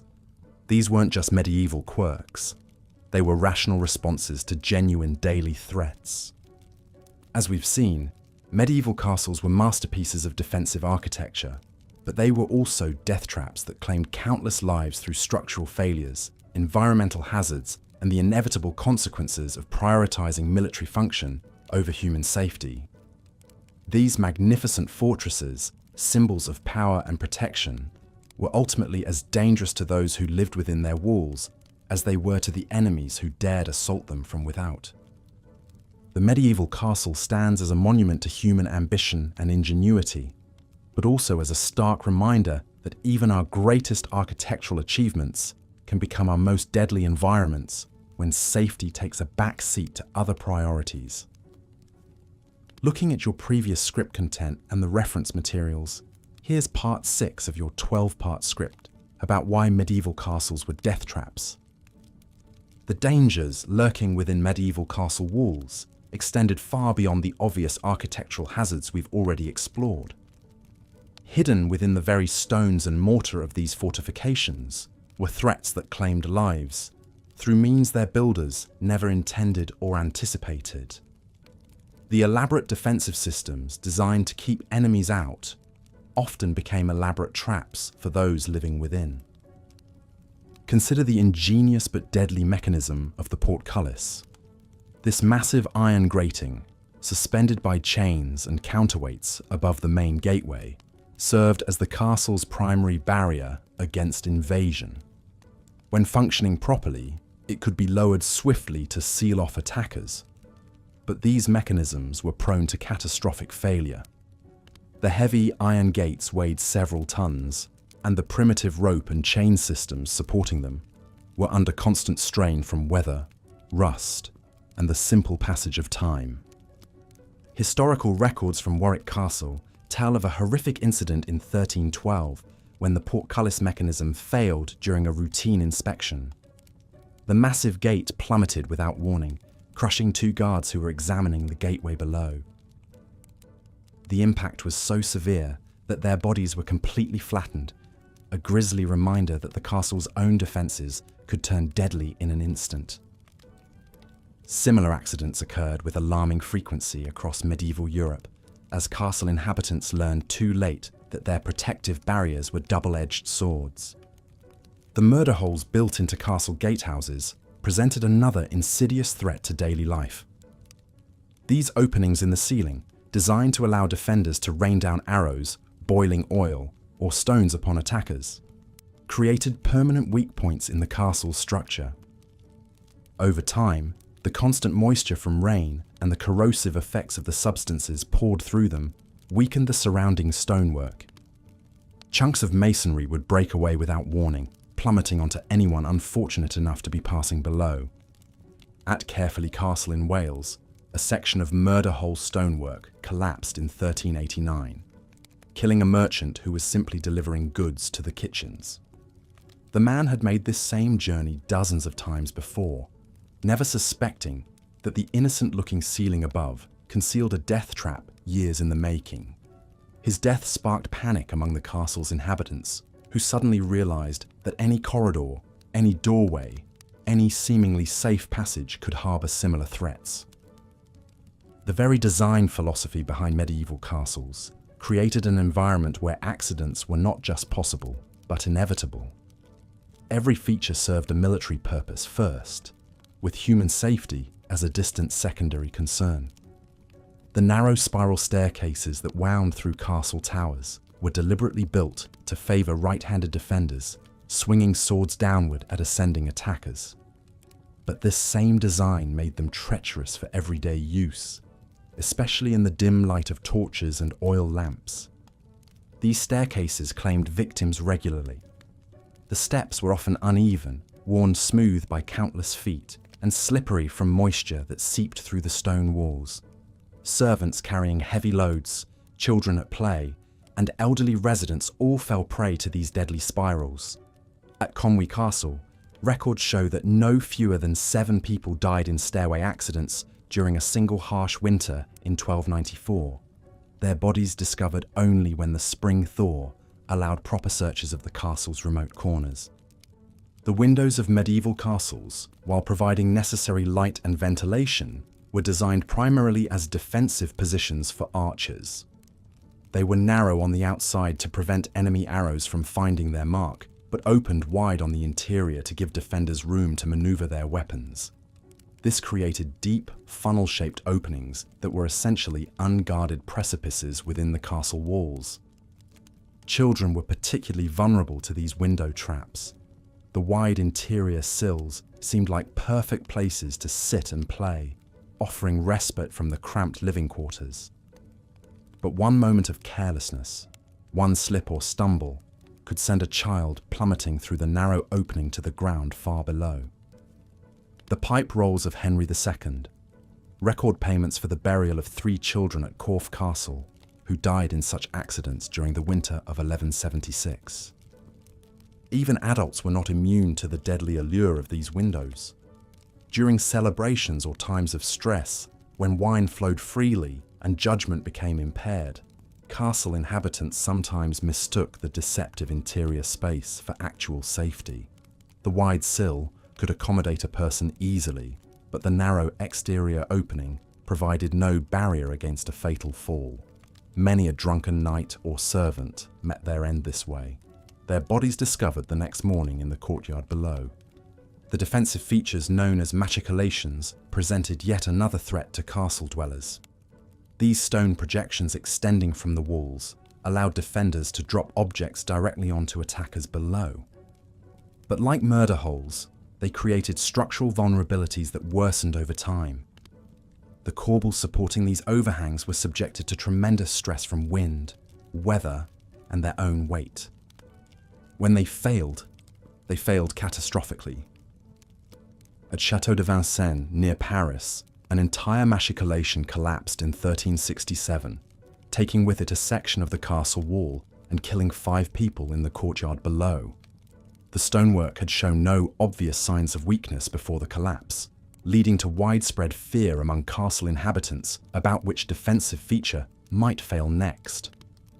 This paranoia was not unfounded, as similar collapses occurred regularly throughout the medieval period.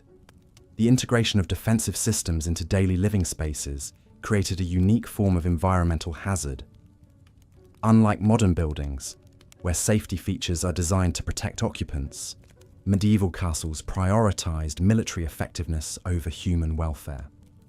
This meant that residents lived in constant proximity to mechanisms and structures designed for warfare, not habitation. The great halls, seemingly the safest spaces within a castle, harbored their own hidden dangers. The massive wooden beams supporting their roofs were often green timber, installed before proper seasoning. Over time, these beams would shrink, warp, and weaken. The load they carried was immense, supporting not just the roof, but often additional floors and defensive positions above. When these beams failed, they didn't crack gradually but snapped suddenly, bringing down tons of timber and stone onto anyone below. Bamberg Castle experienced such a catastrophic beam failure during a feast in 1333. The Great Hall was packed with nobles and their retinues celebrating a successful harvest when a primary support beam snapped without warning. The section of roof it supported crashed down onto the high table, killing the lord of the castle and 6 of his guests instantly.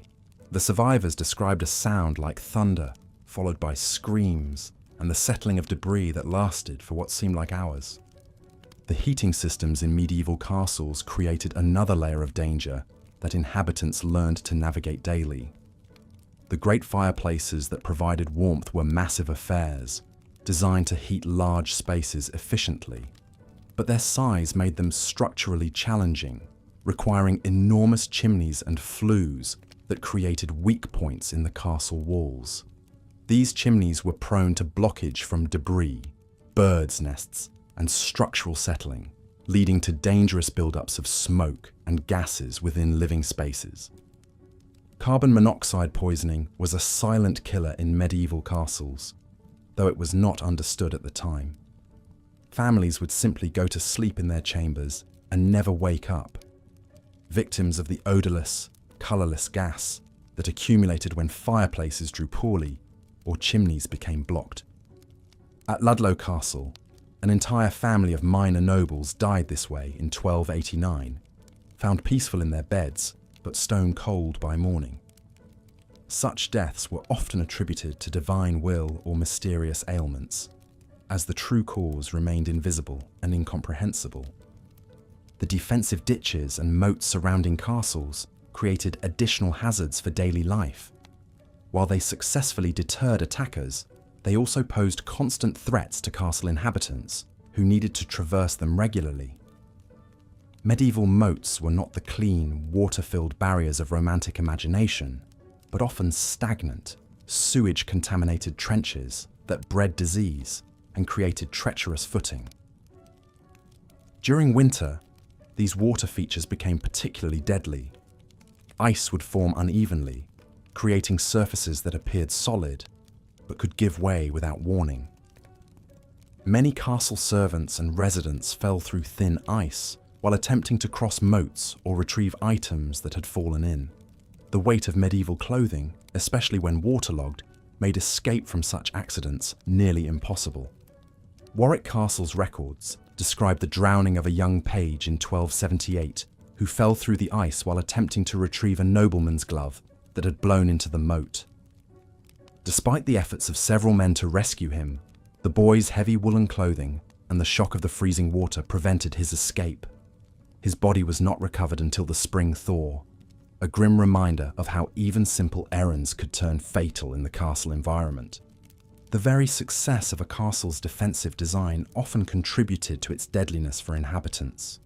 The more impregnable a fortress appeared, the more likely its residents were to develop a false sense of security about their environment. They focused on external threats, while becoming complacent about the internal dangers that surrounded them daily.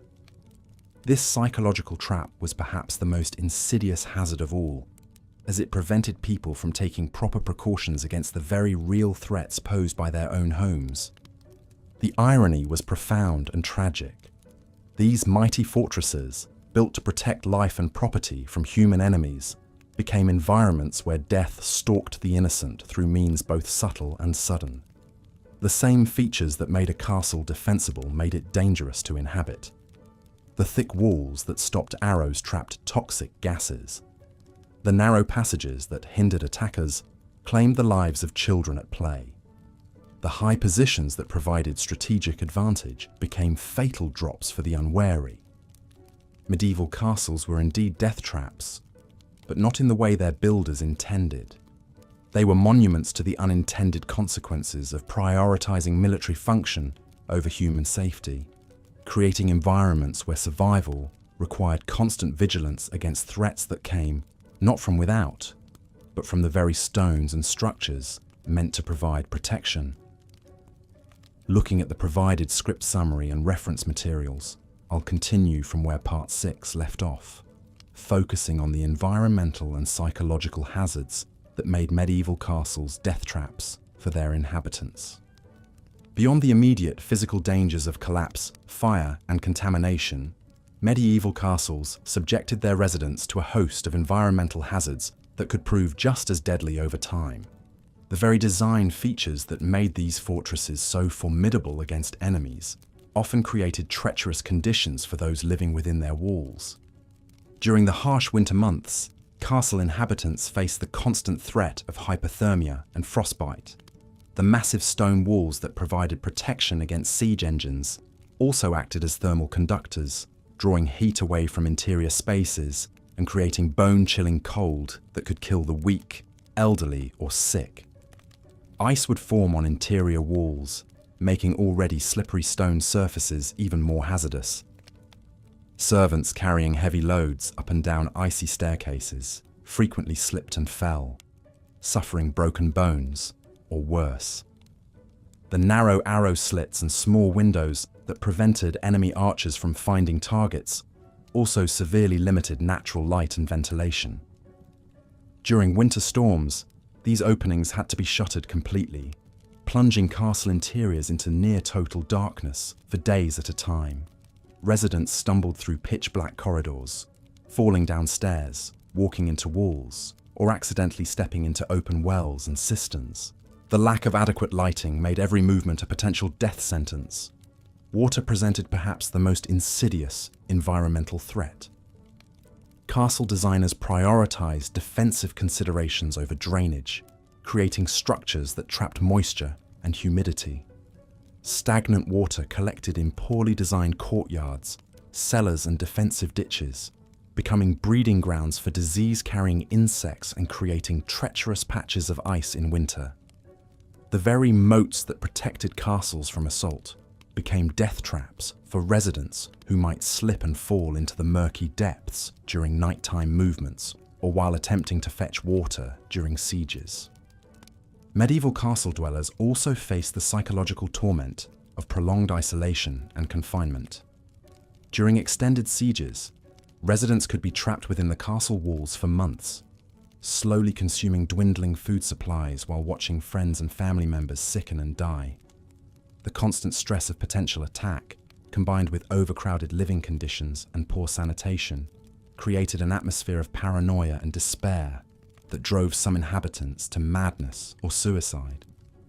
The hierarchical nature of castle society meant that lower status residents bore the brunt of these environmental hazards, while lords and ladies occupied the relatively safer upper floors of keeps.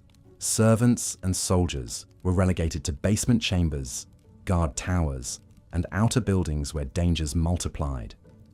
These unfortunate souls faced not only the structural risks of older, poorly maintained sections of the castle, but also the additional hazards of working in the most exposed and dangerous areas. Pest infestations added another layer of misery and danger to castle life. The thick stone walls and numerous hiding places provided perfect habitats for rats, which carried fleas infected with bubonic plague and other diseases. These rodents contaminated food stores, gnawed through wooden supports, and spread disease throughout the castle population. Medieval residents had no effective means of controlling these infestations, leaving them vulnerable to repeated waves of pestilence. The accumulation of human and animal waste within castle walls created a toxic environment that slowly poisoned inhabitants over time. Garderobes emptied into pits or chutes that often overflowed during heavy rains, sending sewage flowing through lower levels of the castle. The resulting contamination of water supplies and living spaces exposed residents to cholera, dysentery, and typhoid fever. Even those who survived the immediate effects of such diseases often suffered long-term health consequences that shortened their lives significantly. Perhaps most tragically, the very features that made castles symbols of power and prestige also made them elaborate death traps for the people they were meant to protect. The massive walls that projected strength could collapse without warning. The defensive mechanisms designed to repel invaders could malfunction and kill defenders. The water systems meant to sustain life during sieges could become conduits for disease and death. In their single-minded focus on military effectiveness, medieval castle builders created structures that were fundamentally hostile to human habitation. Every design decision prioritized defensive capability over safety, comfort, or health.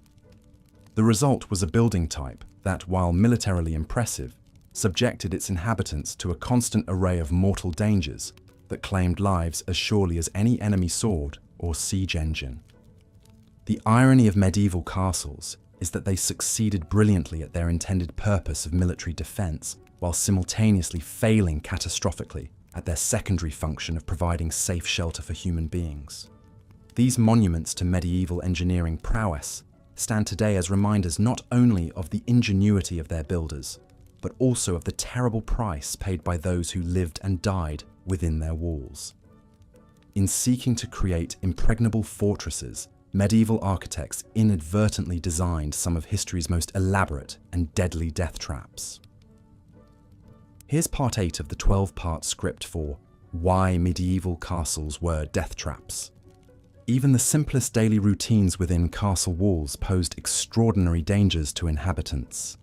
Take the matter of sleeping arrangements, something we consider a basic human comfort. In medieval castles, even rest itself could become a death sentence. The great halls where many servants and soldiers slept were death traps disguised as dormitories. These massive spaces, designed to accommodate dozens of people, created a perfect storm of hazardous conditions that could turn a peaceful night's sleep into a nightmare of injury or death. Picture sleeping shoulder to shoulder with 50 other souls on straw pallets scattered across cold stone floors. The communal sleeping arrangements meant that disease spread like wildfire through the ranks. When one person fell ill with plague, typhoid, or any number of medieval maladies, the entire hall became infected within days. The straw bedding, rarely changed and often crawling with vermin, harbored fleas and lice that carried deadly diseases from person to person. Many inhabitants would go to sleep healthy and wake up with the telltale signs of bubonic plague, or never wake up at all. The primitive heating systems posed their own lethal threats.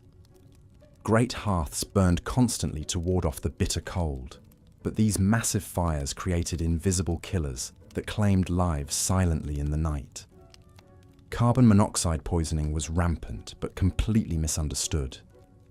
Castle dwellers would seal shutters and doors against winter winds, trapping deadly gases inside. Many would simply fail to wake up, their families believing they had died peacefully in their sleep, never knowing that invisible fumes had slowly suffocated them. Even more treacherous were the sleeping arrangements in the upper chambers of castle towers. Noble families and important guests were housed in these supposedly prestigious quarters, but they were essentially death traps suspended high above the ground. The circular stairs leading to these chambers were deliberately designed as defensive features, spiraling clockwise to disadvantage attacking swordsmen. However, this same design made them incredibly dangerous for daily use, especially in darkness. Imagine stumbling down these narrow, uneven stone steps in the middle of the night, perhaps after consuming wine at dinner or when nature called urgently. There were no handrails, no consistent step heights, and certainly no lighting. The steps were often worn smooth by centuries of use, becoming treacherously slippery when wet. A single misstep could send someone tumbling down 20 or 30 stone steps, breaking bones or necks in the process. Many castle inhabitants met their end this way, their bodies discovered crumpled at the bottom of tower stairs come morning. The private chambers themselves harbored hidden dangers that could strike without warning. Heavy wooden beams, constantly expanding and contracting with temperature changes and bearing enormous weight, would occasionally fail catastrophically. These massive oak timbers, some weighing several tons, could crash down without warning, crushing anyone unfortunate enough to be beneath them. The groaning and creaking of old wood was so common that inhabitants learned to ignore it, often missing the warning signs of imminent collapse. Window openings in sleeping chambers presented another deadly hazard. These apertures, designed primarily for defense rather than comfort, were often little more than narrow slits in thick stone walls. But in grander chambers, larger windows were sometimes installed, and these became death traps for the unwary. Without glass in many cases, or with only crude shutters for protection, people could easily fall through these openings, especially during winter months when ice made surfaces treacherous. Children were particularly vulnerable, and many noble families lost heirs to such accidents. The very beds themselves could become instruments of death. Heavy wooden frames, often elaborately carved and fitted with thick curtains for privacy and warmth, could collapse without warning. The rope supports that held straw mattresses would rot or snap, sending sleepers crashing to the floor. More insidiously, the enclosed nature of curtained beds created perfect conditions for suffocation. The heavy fabrics trapped carbon dioxide and reduced oxygen levels, particularly dangerous for elderly or infirm occupants who might not have the strength to push through heavy curtains if they became tangled. Personal belongings stored in sleeping chambers added another layer of danger. Heavy wooden chests, metal armor, and weapons were typically kept in bedchambers for security, but these items could shift and fall, particularly in upper floors where wind could cause the entire structure to sway. Many castle inhabitants were injured or killed by falling objects during storms, or even on calm nights when poorly secured items simply toppled over. The location of sleeping quarters within the castle's defensive structure meant that inhabitants were often the first to suffer when the castle's protective features failed. Rooms built into the outer walls were particularly vulnerable when siege engines breached the defenses. Residents might be sleeping peacefully when a catapult stone crashed through the wall above their heads, bringing down tons of masonry. During sieges, these chambers became obvious targets for enemy fire, turning bedrooms into kill zones.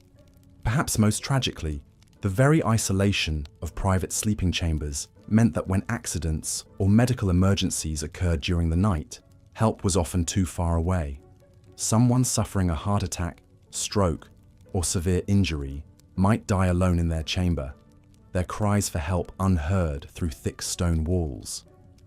The castle's defensive design, built to keep enemies out, also kept life-saving assistance from reaching those who needed it most urgently.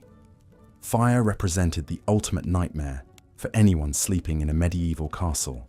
The combination of wooden furnishings, straw bedding, and open flames for heating and lighting created tinderbox conditions.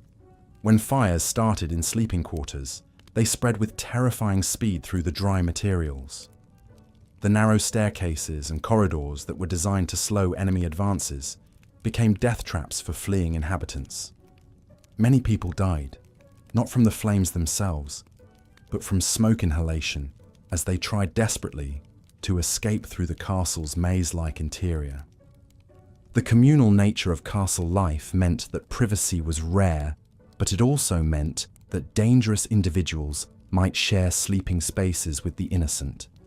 Mentally unstable servants, criminals pressed into service, or simply desperate people driven to violence by harsh conditions could pose threats to their sleeping companions.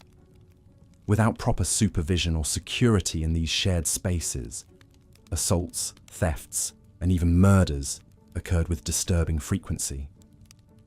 Water damage from the castle's primitive plumbing and drainage systems frequently affected sleeping areas, creating dangerous conditions that could persist for months. Leaking roofs and walls would saturate wooden floors and support beams, causing them to rot and weaken. Many inhabitants fell through floors that appeared solid, but had been undermined by persistent moisture. The dampness also promoted the growth of deadly molds and fungi that poisoned the air and caused respiratory illnesses that could prove fatal over time. Even the act of dressing and undressing in these chambers carried risks. The combination of poor lighting, uneven floors, and heavy medieval clothing created numerous opportunities for accidents.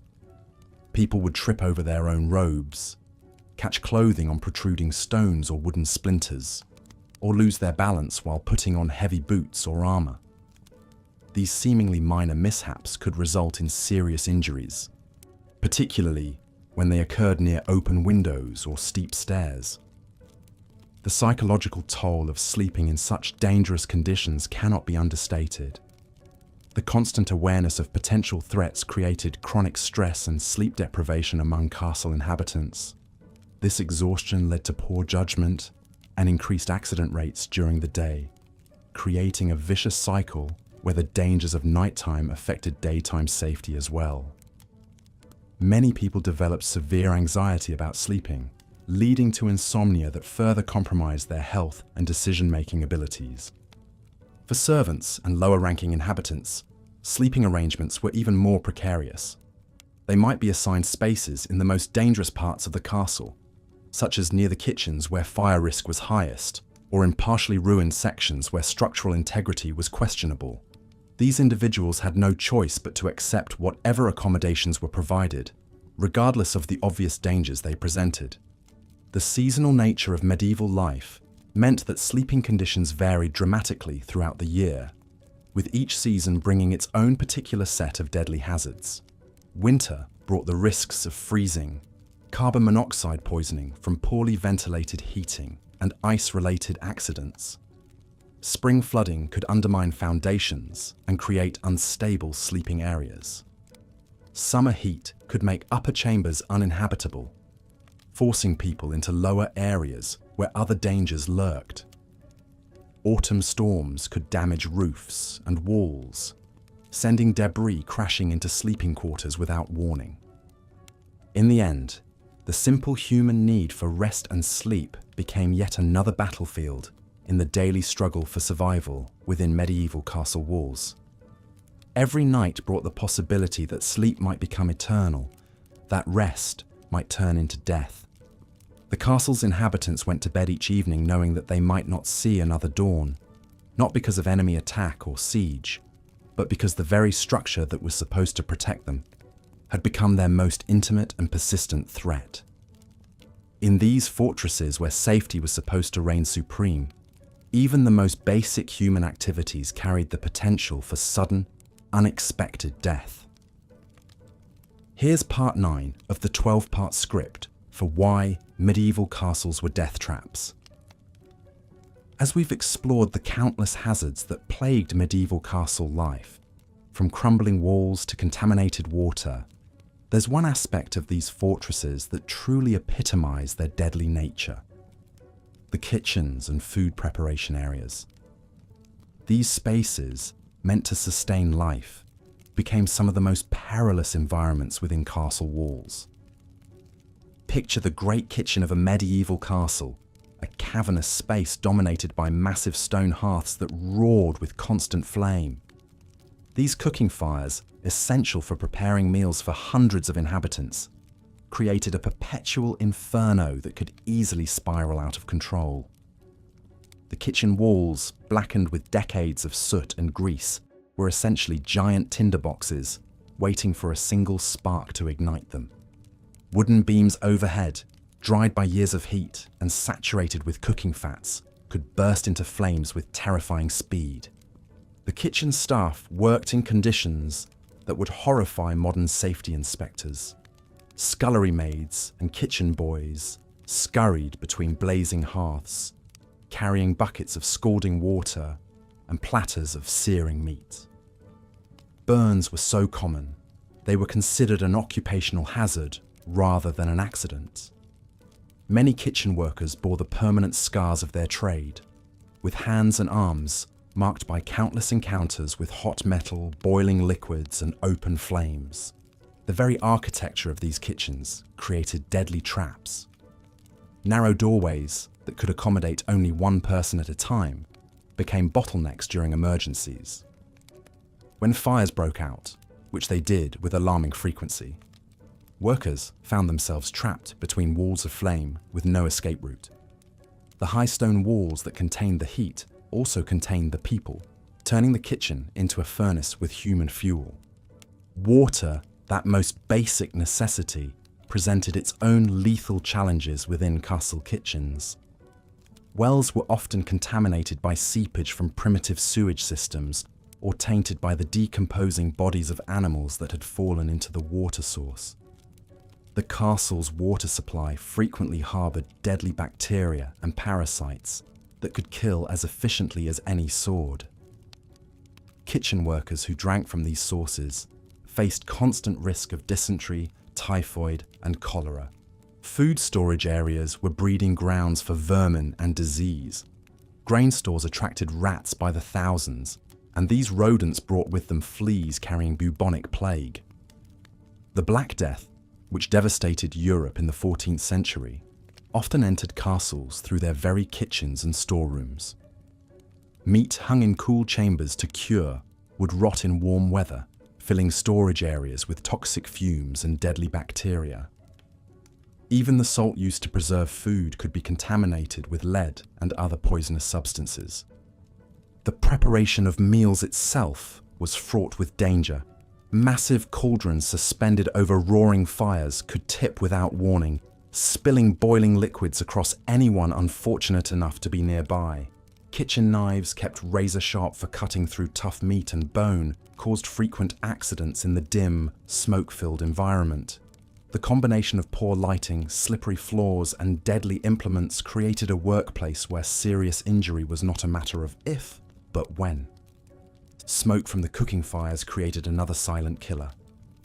Medieval kitchens had primitive ventilation systems at best, and the constant inhalation of thick, acrid smoke damaged the lungs of everyone who worked there. Many kitchen staff developed chronic respiratory conditions that slowly strangled their ability to breathe. The smoke also reduced visibility to dangerous levels, making it difficult to see hazards until it was too late. The hierarchy of castle kitchens created additional dangers for those at the bottom of the social ladder.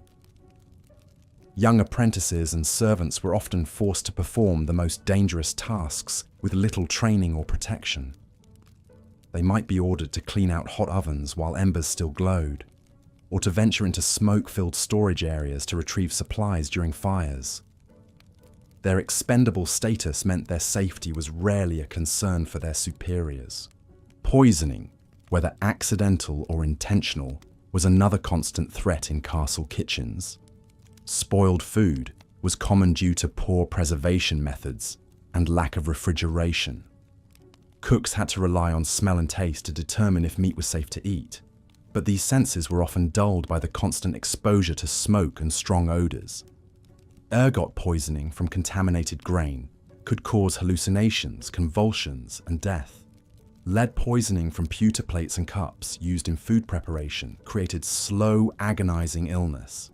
The very people responsible for feeding the castle faced the greatest food insecurity. Kitchen workers were often fed scraps and leftovers, the least nutritious and most potentially dangerous portions of meals. Malnutrition weakened their immune systems, making them more susceptible to the diseases that flourished in the unsanitary kitchen environment. Ironically, those who prepared feasts for nobles often went hungry themselves. Accidents with cooking equipment were particularly gruesome in an age without proper medical care. A worker might be scalded by steam from a boiling pot, burned by molten fat, or crushed by falling equipment. Without antibiotics or proper wound care, even minor injuries could become infected and led to death. The primitive medical knowledge of the time meant that treatments were often more harmful than the original injury. The seasonal nature of food supplies created periods of extreme stress in castle kitchens.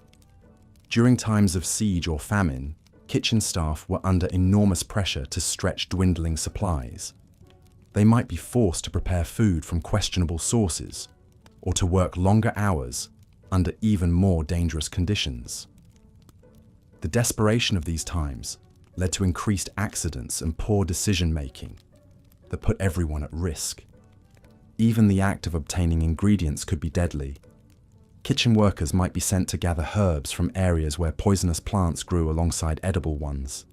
Without proper botanical knowledge, they could accidentally harvest deadly nightshade instead of edible berries, or confuse poisonous mushrooms with safe varieties.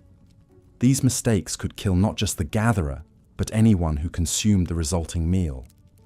The preservation methods used in medieval times created their own hazards. Smoking meat required tending fires for days, increasing the risk of burns and smoke inhalation. Salting food required handling large quantities of coarse salt that could cause severe cuts and chemical burns. Pickling involved working with strong acids that could cause blindness if splashed in the eyes. Fire remained the greatest threat of all in castle kitchens. The combination of open flames, wooden structures, and flammable materials created perfect conditions for catastrophic blazes. When kitchen fires spread, they could consume entire sections of a castle with terrifying speed. The narrow staircases and corridors that led to and from kitchens became death traps as people struggled to escape the advancing flames. The psychological toll of working in such dangerous conditions cannot be underestimated. Kitchen workers lived in constant fear of injury, illness, or death. This stress weakened their immune systems and made them more prone to accidents. The high turnover rate in castle kitchens was due not just to the physical dangers, but to the mental exhaustion of living under such constant threat. Water-related accidents were particularly common in castle kitchens. Wells and cisterns, essential for cooking and cleaning, were often inadequately covered or protected. Kitchen workers regularly fell into these water sources while drawing water in dark or icy conditions. The weight of full water buckets caused many to slip on wet stone floors, leading to broken bones and head injuries that could prove fatal. The irony of medieval castle kitchens was profound. The very spaces designed to sustain life became some of the most lethal areas within these fortifications. The daily necessity of preparing food transformed into a deadly gamble, where workers risked their lives to feed others. These kitchens embodied the fundamental contradiction of medieval castles themselves, structures built for protection that became monuments to human suffering and death. In examining these kitchen hazards, we see how the medieval approach to castle design prioritized military function over human safety at every level. From the grandest lord to the humblest scullery maid, no one was truly safe within these walls. The kitchens serve as a microcosm of the broader castle environment, where death lurked in every corner and survival was never guaranteed. The legacy of these dangerous kitchens reminds us that medieval castles, for all their impressive architecture and romantic appeal, were fundamentally places where human life was considered expendable in service of military and political goals. They stand as monuments not just to medieval engineering, but to the countless lives lost in their construction, maintenance, and daily operation.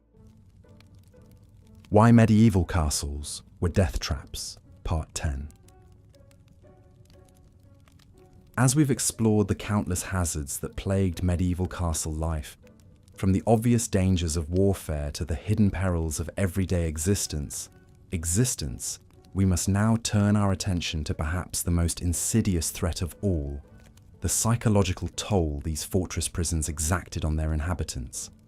For while we've examined how medieval castles could kill the body through disease, accident, and structural failure, they were equally adept at slowly destroying the human spirit. Picture yourself confined within the massive stone walls of a medieval castle during the long winter months. The thick walls that promised protection from enemies also blocked out the sun's warming rays, leaving vast chambers perpetually shrouded in gloom. Small, narrow windows designed to prevent arrow attacks also prevented adequate light from penetrating the interior spaces. Oil lamps and candles provided only flickering, inadequate illumination, casting dancing shadows that played tricks on the mind during the endless dark hours. The isolation was perhaps the cruelest torment of all. Medieval castles were often built in remote, strategic locations far from populated areas. During times of siege or harsh weather, inhabitants could find themselves completely cut off from the outside world for months at a time. The same moat that kept enemies out also kept the inhabitants trapped within, creating a sense of being buried alive within their stone tomb. Consider the plight of Lady Eleanor de Montfort, whose husband's castle in the Welsh borderlands was besieged during the winter of 1282. Her personal letters, discovered centuries later, reveal the gradual deterioration of her mental state as the siege dragged on for 4 months. Initially defiant and hopeful, her correspondence grew increasingly desperate and disjointed as the weeks passed. She wrote of hearing voices in the walls, of shadows moving in her peripheral vision, and of an overwhelming urge to throw herself from the castle's highest tower just to escape the suffocating confinement. The constant fear was another psychological poison that infected castle life. Even during peacetime, the very design of these fortresses served as a daily reminder of the violence that could erupt at any moment. Murder holes gaped overhead like hungry mouths. Arrow slits watched like sinister eyes. The portcullis hung like an executioner's blade, ready to crash down and trap inhabitants within or without. Living surrounded by such reminders of death and warfare took a profound toll on the human psyche.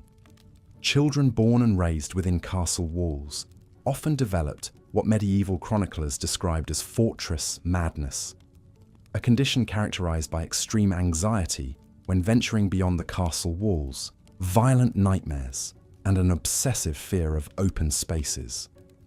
These young souls, who should have been playing in meadows and exploring forests, instead grew up in a world of stone corridors and defensive positions, their natural development stunted by the oppressive environment. The air itself within these stone monuments became a psychological weapon. Poor ventilation meant that the atmosphere grew thick and stifling, particularly in the great halls where large numbers of people gathered. The smell of unwashed bodies, spoiled food, animal waste, and general decay created a perpetual miasma that clouded the mind and depressed the spirits. Many inhabitants reported feeling constantly drowsy and confused, unable to think clearly in the fetid atmosphere. Sleep, that most basic human need, became a torment rather than a relief within castle walls. The stone chambers amplified every sound, footsteps echoing through corridors, wind howling through arrow slits, the groaning and settling of massive stone blocks. What should have been restful slumber was instead broken by a constant symphony of unsettling noises that kept inhabitants in a state of perpetual nervous exhaustion. The social dynamics within these confined spaces created additional psychological pressures. Nobles, servants, soldiers, and craftsmen were all forced to live in extremely close proximity, yet rigid social hierarchies prevented natural human interaction. Servants could be executed for speaking too freely to their betters. Knights could lose their positions for showing weakness or emotion. The constant need to maintain proper social facades while living cheek by jowl with dozens or hundreds of other people created enormous psychological stress. Women, in particular, suffered under the psychological burden of castle life. Often married off to secure political alliances, they found themselves imprisoned in cold stone towers, far from family and friends, surrounded by strangers who viewed them primarily as valuable assets rather than human beings. The Countess of Pembroke, whose diary survived from the early 14th century, wrote movingly of her despair at being trapped in what she called her stone coffin, watching the seasons change through her narrow window while feeling her youth and vitality slowly drain away. The religious atmosphere within many castles added another layer of psychological oppression. Castle chapels, with their grim depictions of hell and damnation, served as constant reminders of mortality and divine judgment. The frequent religious services, while intended to provide comfort, often focused on themes of suffering, sacrifice, and the brevity of earthly life. For inhabitants already struggling with the psychological burdens of castle life, these religious messages could deepen feelings of despair and hopelessness. Perhaps most disturbing were the reports of what medieval chroniclers called stone sickness, a gradual deterioration of mental faculties that seemed to affect long-term castle inhabitants. Symptoms included memory loss, difficulty concentrating, sudden violent outbursts, and a peculiar condition where sufferers claimed they could hear the stones themselves whispering. Modern historians have theorized that this condition may have been caused by a combination of factors including poor air quality, lead poisoning from pipes and vessels, vitamin D deficiency from lack of sunlight, and the chronic stress of fortress life. The very architecture of medieval castles seemed designed to break the human spirit.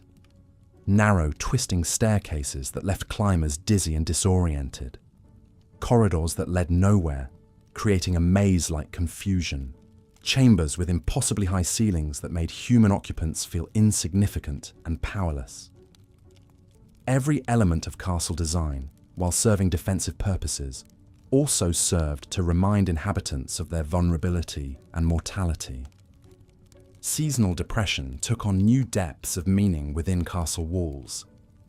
As autumn gave way to winter, the already limited natural light dwindled to almost nothing. The thick stone walls, which retained cold as effectively as they retained heat, created internal temperatures that remained uncomfortably frigid regardless of the number of fires lit. Inhabitants reported feeling as though they were slowly freezing from the inside out, their very souls growing cold along with their bodies. The psychological impact extended beyond the castle walls themselves. Families and communities that depended on these fortresses lived in constant anxiety about the mental state of their lords and ladies. A psychologically unstable castle lord could make life or death decisions that affected hundreds or thousands of people. There are numerous historical accounts of castle lords who, driven mad by the stresses of fortress life, made increasingly erratic and dangerous decisions that ultimately led to the destruction of their domains and the death of their people. Even the supposed safety and security provided by castle walls came with a psychological cost. The knowledge that one's survival depended entirely on the strength of stone and mortar created a profound sense of vulnerability. Inhabitants lived with the constant awareness that their protection was ultimately illusory, that given enough time, determination, and resources, any castle could be breached. This knowledge created a persistent undercurrent of anxiety that colored every aspect of daily life. The cumulative effect of all these psychological pressures was devastating. Medieval records are filled with accounts of castle inhabitants who simply gave up the will to live, wasting away despite having adequate food and shelter. Others turned to alcohol or other substances to numb their psychological pain, only to find that these temporary escapes made their situations worse. Still others became obsessed with death, spending their days composing elaborate funeral plans or building increasingly elaborate tombs. As we reach the conclusion of our examination of why medieval castles were death traps, we must acknowledge that these massive stone fortresses killed not only through obvious physical dangers, but also through the slow, insidious destruction of human psychological well-being. They were monuments to humanity's ingenuity in creating structures that could withstand siege engines and armies, yet they were also testaments to our species' remarkable ability to create environments that were hostile to our own flourishing. The medieval castle stands as a stark reminder that survival and living are not the same thing. While these fortresses may have kept their inhabitants alive in the narrow sense of preventing immediate death from enemy action, they simultaneously created conditions that made truly living, with joy, freedom, and psychological health, nearly impossible. In their single-minded focus on military effectiveness, Medieval castle builders created structures that were as much prisons as they were protections, death traps that killed the spirit even as they preserved the body. In understanding these psychological dimensions of castle life, we gain a deeper appreciation for the true cost of medieval warfare and the heavy price paid by those who lived within these stone monuments to human conflict. The medieval castle was indeed a death trap, but perhaps its most insidious quality was its ability to trap not just the body, but the very essence of what makes us human. Looking at the existing script content, which has covered the deadly nature of medieval castles comprehensively across 10 parts, here's part 11, continuing the narrative. As winter descended upon the medieval landscape, the deadly nature of castles reached its most perilous peak. The very season that should have provided shelter and protection transformed these stone fortresses into frozen monuments to human suffering. When snow began to fall and ice formed on the battlements, the castle's numerous hazards multiplied exponentially, creating a perfect storm of danger that claimed more lives during the dark months than any siege ever could. The first and most immediate threat came from the castle's heating systems, or rather, the catastrophic lack thereof. Medieval castles were notoriously impossible to heat effectively. The massive stone walls that provided protection from enemies also acted as enormous heat sinks, absorbing what little warmth could be generated and radiating it uselessly into the winter air. Great halls that might accommodate hundreds during summer feasts became Arctic chambers, where breath froze in the air and wine turned to slush in goblets. The central hearths, while impressive in scale, were woefully inadequate for heating such vast spaces. These enormous fireplaces consumed tremendous quantities of wood, but heated only the immediate area around them. Beyond a radius of perhaps 10 feet, the temperature dropped precipitously, creating dangerous thermal gradients that could cause rapid onset hypothermia in anyone who ventured too far from the flames. Servants and guards who had to move throughout the castle faced constant exposure to life-threatening cold, their extremities going numb and their core body temperatures dropping to dangerous levels. The smoke from these massive fires created its own deadly hazards. Without proper ventilation systems, thick clouds of acrid smoke would fill the halls, especially when wind conditions were unfavorable. The smoke carried deadly carbon monoxide, an invisible killer that would silently poison inhabitants. Many castle dwellers died in their sleep from carbon monoxide poisoning, their bodies discovered only when servants came to wake them in the morning. The combination of insufficient oxygen and toxic fumes created an atmosphere that was literally poisonous to breathe. Water systems, already problematic during warmer months, became death traps in winter. Wells would freeze solid, cutting off the primary water supply and forcing inhabitants to rely on stored water that quickly became contaminated. The lack of fresh water led to increased consumption of ale and wine, which, while safer than stagnant water, led to widespread alcoholism and impaired judgment that resulted in countless accidents and poor decisions. Even more dangerous were the attempts to obtain water from frozen sources.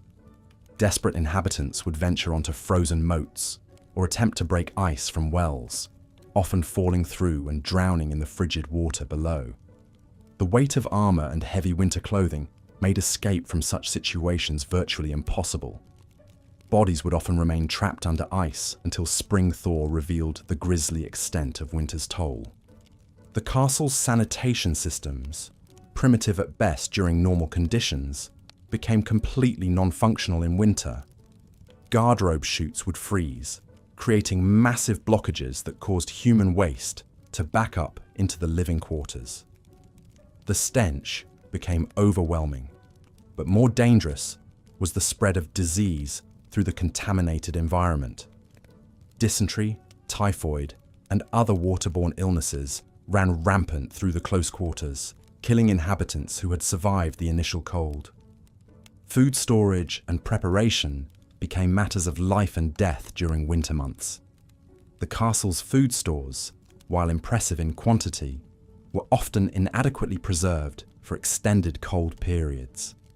Root cellars would freeze, destroying stored vegetables and leaving inhabitants without essential nutrients.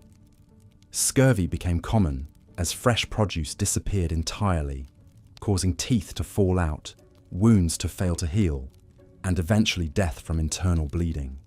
The process of cooking itself became incredibly hazardous. Kitchen fires, essential for food preparation and warmth, were constantly at risk of spreading out of control. The combination of desperate attempts to generate heat and the abundance of dried materials created tinderbox conditions. Many castles were partially or completely destroyed by fires that started in kitchens during winter months, trapping inhabitants in blazing stone chambers with no means of escape. Perhaps most insidious was the way winter darkness affected the psychological state of castle inhabitants. The long nights and short grey days created a crushing sense of isolation and despair. Seasonal depression, while not understood in medieval times, was a very real phenomenon that led to increased rates of suicide, violence, and reckless behaviour. The confined spaces and constant proximity to others in distress created a pressure cooker environment where minor disputes could explode into deadly conflicts. The castle's defensive features became particularly treacherous in winter conditions.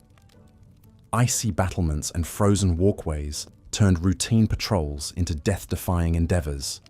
Guards attempting to maintain watch would slip on ice-covered stones, plummeting to their deaths in the courtyards below. The narrow spiral staircases, already dangerous in normal conditions, became virtual death traps when covered with frost and ice. Many inhabitants died from falls down these treacherous passages, their bodies broken on the stone steps below. Arrow loops and murder holes, designed to provide defensive advantages, became channels for deadly winter winds that created hurricane-force drafts throughout the castle. These bitter winds would extinguish torches and candles, plunging areas into complete darkness while simultaneously dropping temperatures to lethal levels. The constant exposure to these bone-chilling drafts led to frostbite, pneumonia, and eventual death for many castle dwellers. The structural integrity of castles was severely compromised by winter conditions. The freeze-thaw cycle would force water into tiny cracks in the masonry, then expand as it froze, gradually splitting stones and weakening walls. This process, repeated over many winter cycles, led to sudden collapses of walls, roofs, and entire sections of castles. Inhabitants had no warning when centuries-old stones finally gave way, crushing anyone unfortunate enough to be beneath them. Storage areas became particularly dangerous during winter months. Grain stores, essential for survival, were often located in the coldest parts of the castle to prevent spoilage. However, these areas became so cold that spending any extended time in them could be fatal. Servants sent to retrieve supplies would sometimes be found frozen to death among the grain sacks, their bodies preserved by the very cold that was meant to protect the food. The psychological toll of winter confinement cannot be overstated. Castle inhabitants, already dealing with the stress of potential warfare and daily survival, found themselves trapped for months in increasingly desperate conditions. The combination of cold, hunger, disease, and isolation drove many to madness. Historical records speak of inhabitants who simply walked out into blizzards, preferring a quick death by freezing to the slow agony of winter castle life. Medical care, primitive under the best of circumstances, became virtually non-existent during winter months. Herbs and medicines would freeze and lose their potency, while the castle's physician, if there was one, was often among the first casualties of winter diseases. Without proper medical intervention, minor injuries became infected and gangrenous in the cold, damp conditions, leading to amputations or death. The daily routines that sustained castle life during warmer months became impossible to maintain in winter. Religious services, essential for maintaining morale, were often cancelled due to the impossibility of heating the chapel. The lack of spiritual comfort compounded the physical misery, leaving inhabitants without the psychological support they needed to endure the harsh conditions. Even the most basic human needs became sources of danger. Using a garderobe in winter conditions was not only uncomfortable, but potentially fatal, as the extreme cold could cause immediate hypothermia. Many chose to use chamber pots instead, but the accumulation of human waste in living quarters created unsanitary conditions that bred disease and death. The castle's livestock, essential for food and materials, suffered tremendously during winter months. Animals would freeze to death in their stalls, depriving inhabitants of fresh meat, milk, and eggs. The death of horses was particularly catastrophic, as it eliminated any possibility of escape or communication with the outside world. Dead animals would often remain frozen in place until spring, creating additional health hazards as they eventually thawed and decomposed. Water for drinking, cooking, and cleaning had to be melted from snow and ice, a process that required constant fires and tremendous amounts of fuel. The competition for wood became so fierce that furniture, doors, and even structural elements were sometimes burned for warmth, further compromising the castle's integrity and livability. The isolation imposed by winter weather meant that any serious emergency became a death sentence for the entire castle population. If supplies ran low, if disease broke out, or if structural damage occurred, there was no possibility of outside assistance until spring. Many castles that were thriving communities in autumn were discovered in spring to contain nothing but frozen corpses, mute testimony to winter's deadly embrace. The irony was profound and tragic. These massive stone fortresses, built at enormous cost and effort to protect their inhabitants from human enemies, became elaborate tombs during the very season when protection was most needed. The same thick walls that could withstand siege engines became prison walls that trapped inhabitants with cold, hunger, and disease. The same height that provided strategic advantage became a guarantee that any fall would be fatal. As spring finally arrived and the ice began to melt, the full horror of winter's toll would be revealed. Bodies would emerge from snowdrifts in courtyards. Wells would yield up the frozen corpses of those who had fallen through ice, and the castle's population would often be reduced by half or more. The survivors, weakened by months of privation and trauma, would face the enormous task of disposing of the dead and attempting to rebuild their shattered community. Medieval castles, these monuments to human ambition and engineering skill, were ultimately revealed as elaborate death traps that turned the natural cycle of seasons into an annual holocaust. The very features that made them impressive as defensive structures made them uninhabitable as human dwellings. Winter after winter, these stone fortresses claimed the lives of those they were meant to protect, proving that sometimes the greatest enemy was not an invading army, but the simple, relentless advance of winter itself. Looking at your medieval castle script summary and the reference materials, I'll create part 12 that serves as a compelling conclusion to your series. Here's the script. Yet perhaps the most chilling aspect of these medieval fortresses wasn't the immediate dangers they posed, but how they fundamentally warped the human psyche of those trapped within their walls. Castle life created a peculiar form of madness that historians have only recently begun to understand. A slow, creeping insanity born from the intersection of isolation, paranoia, and absolute power. Consider the psychological profile of a typical castle lord. Here was a man who lived in constant fear of assassination, revolt, or siege. Every meal could be his last, poisoned by a disgruntled cook. Every servant might be a spy for his enemies. The very walls that protected him also imprisoned him in a world of perpetual suspicion.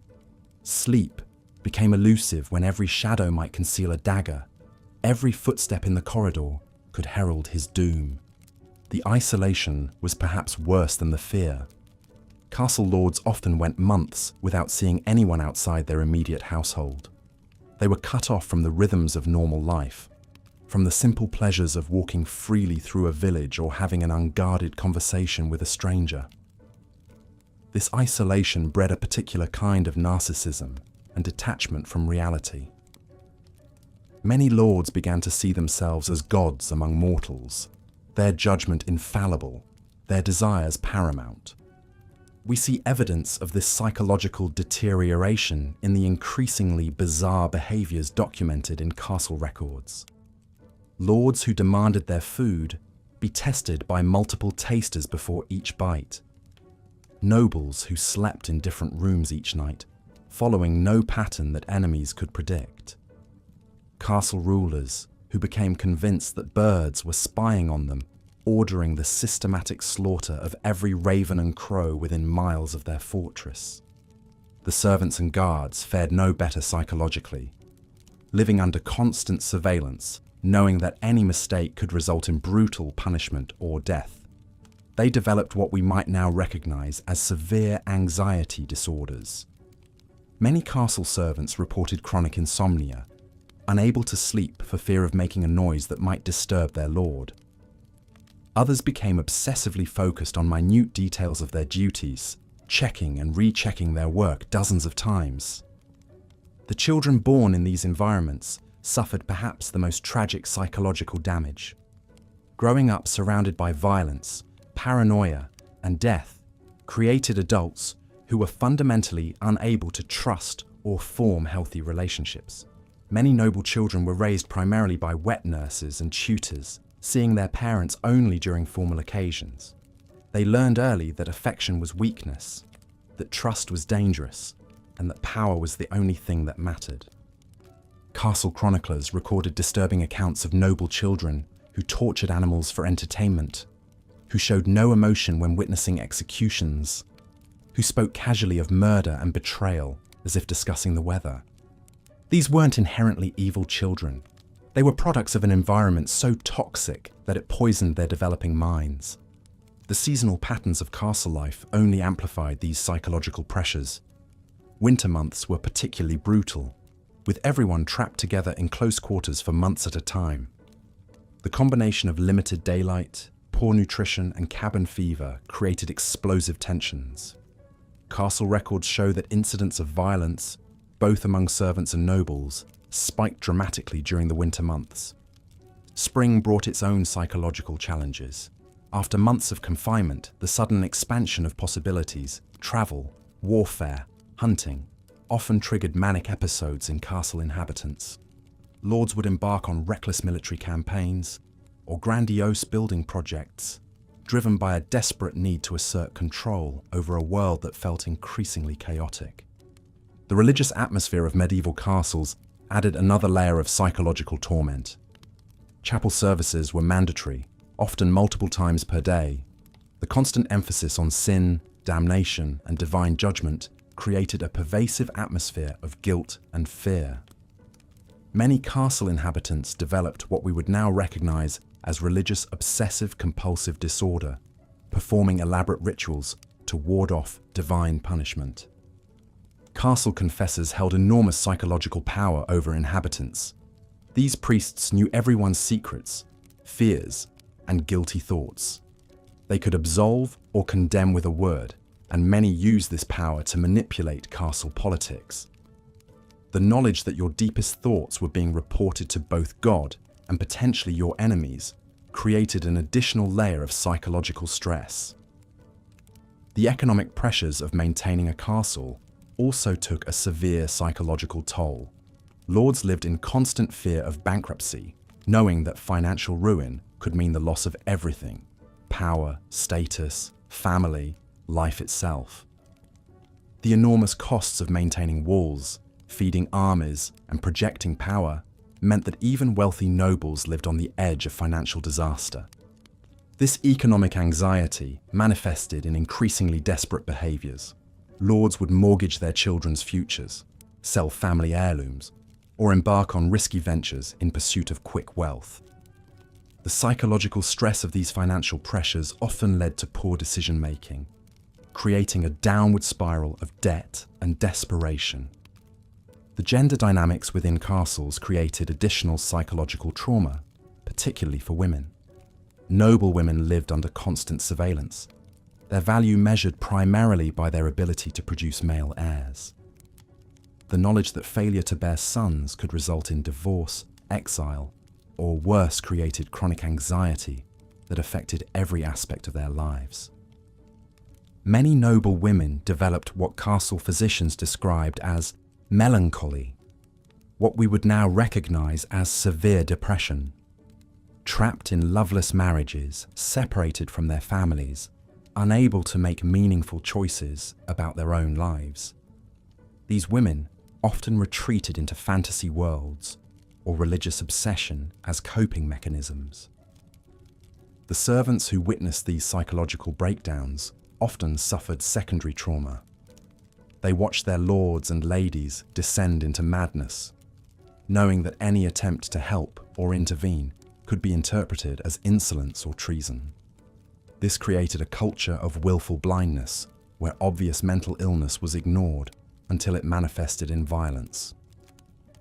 The accumulated psychological damage within castle walls created a toxic environment that poisoned everyone it touched.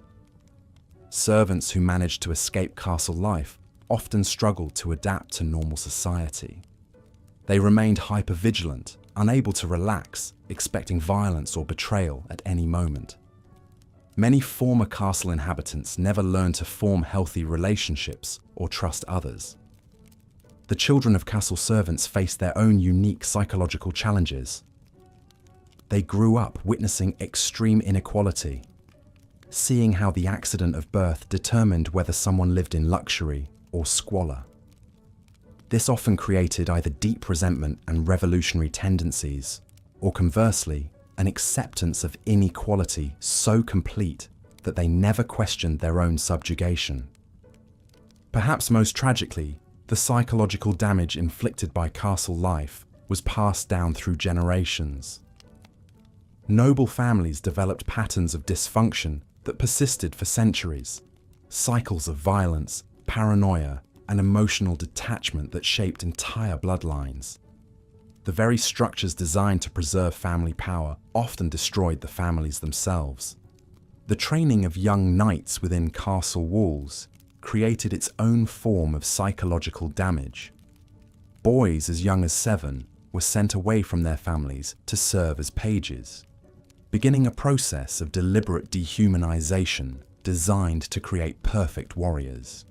They were taught to suppress all emotion except anger, to view violence as the solution to every problem, and to measure their worth solely through their ability to kill. This knightly education created men who were superb fighters, but utterly incapable of functioning in peaceful society. Many knights struggled with what we would now recognize as PTSD, having witnessed and participated in horrific violence from childhood. The romantic image of chivalrous knights masks the reality that these were often deeply damaged individuals, psychologically scarred by their training and experiences.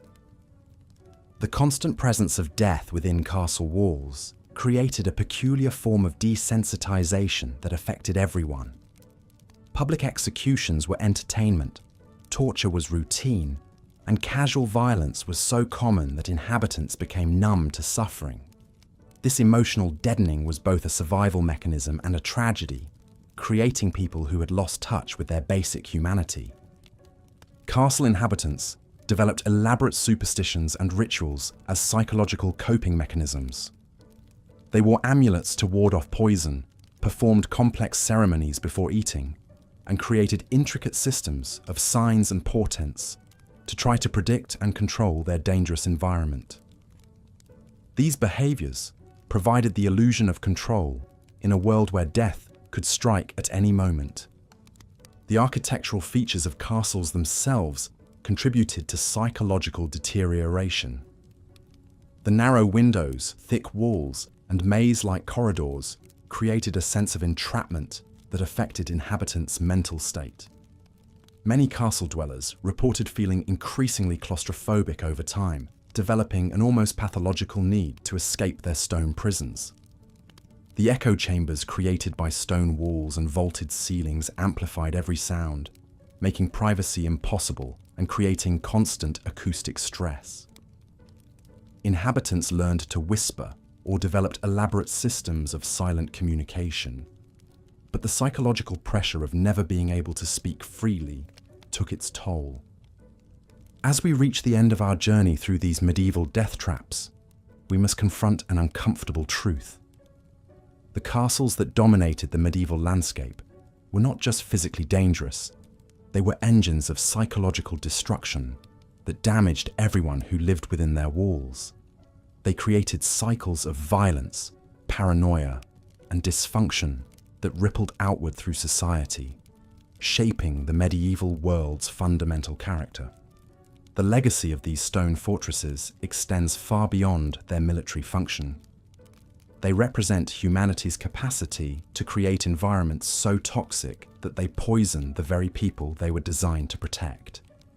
In our modern world, as we build new forms of isolation and control, perhaps we should remember the lessons of these medieval death traps.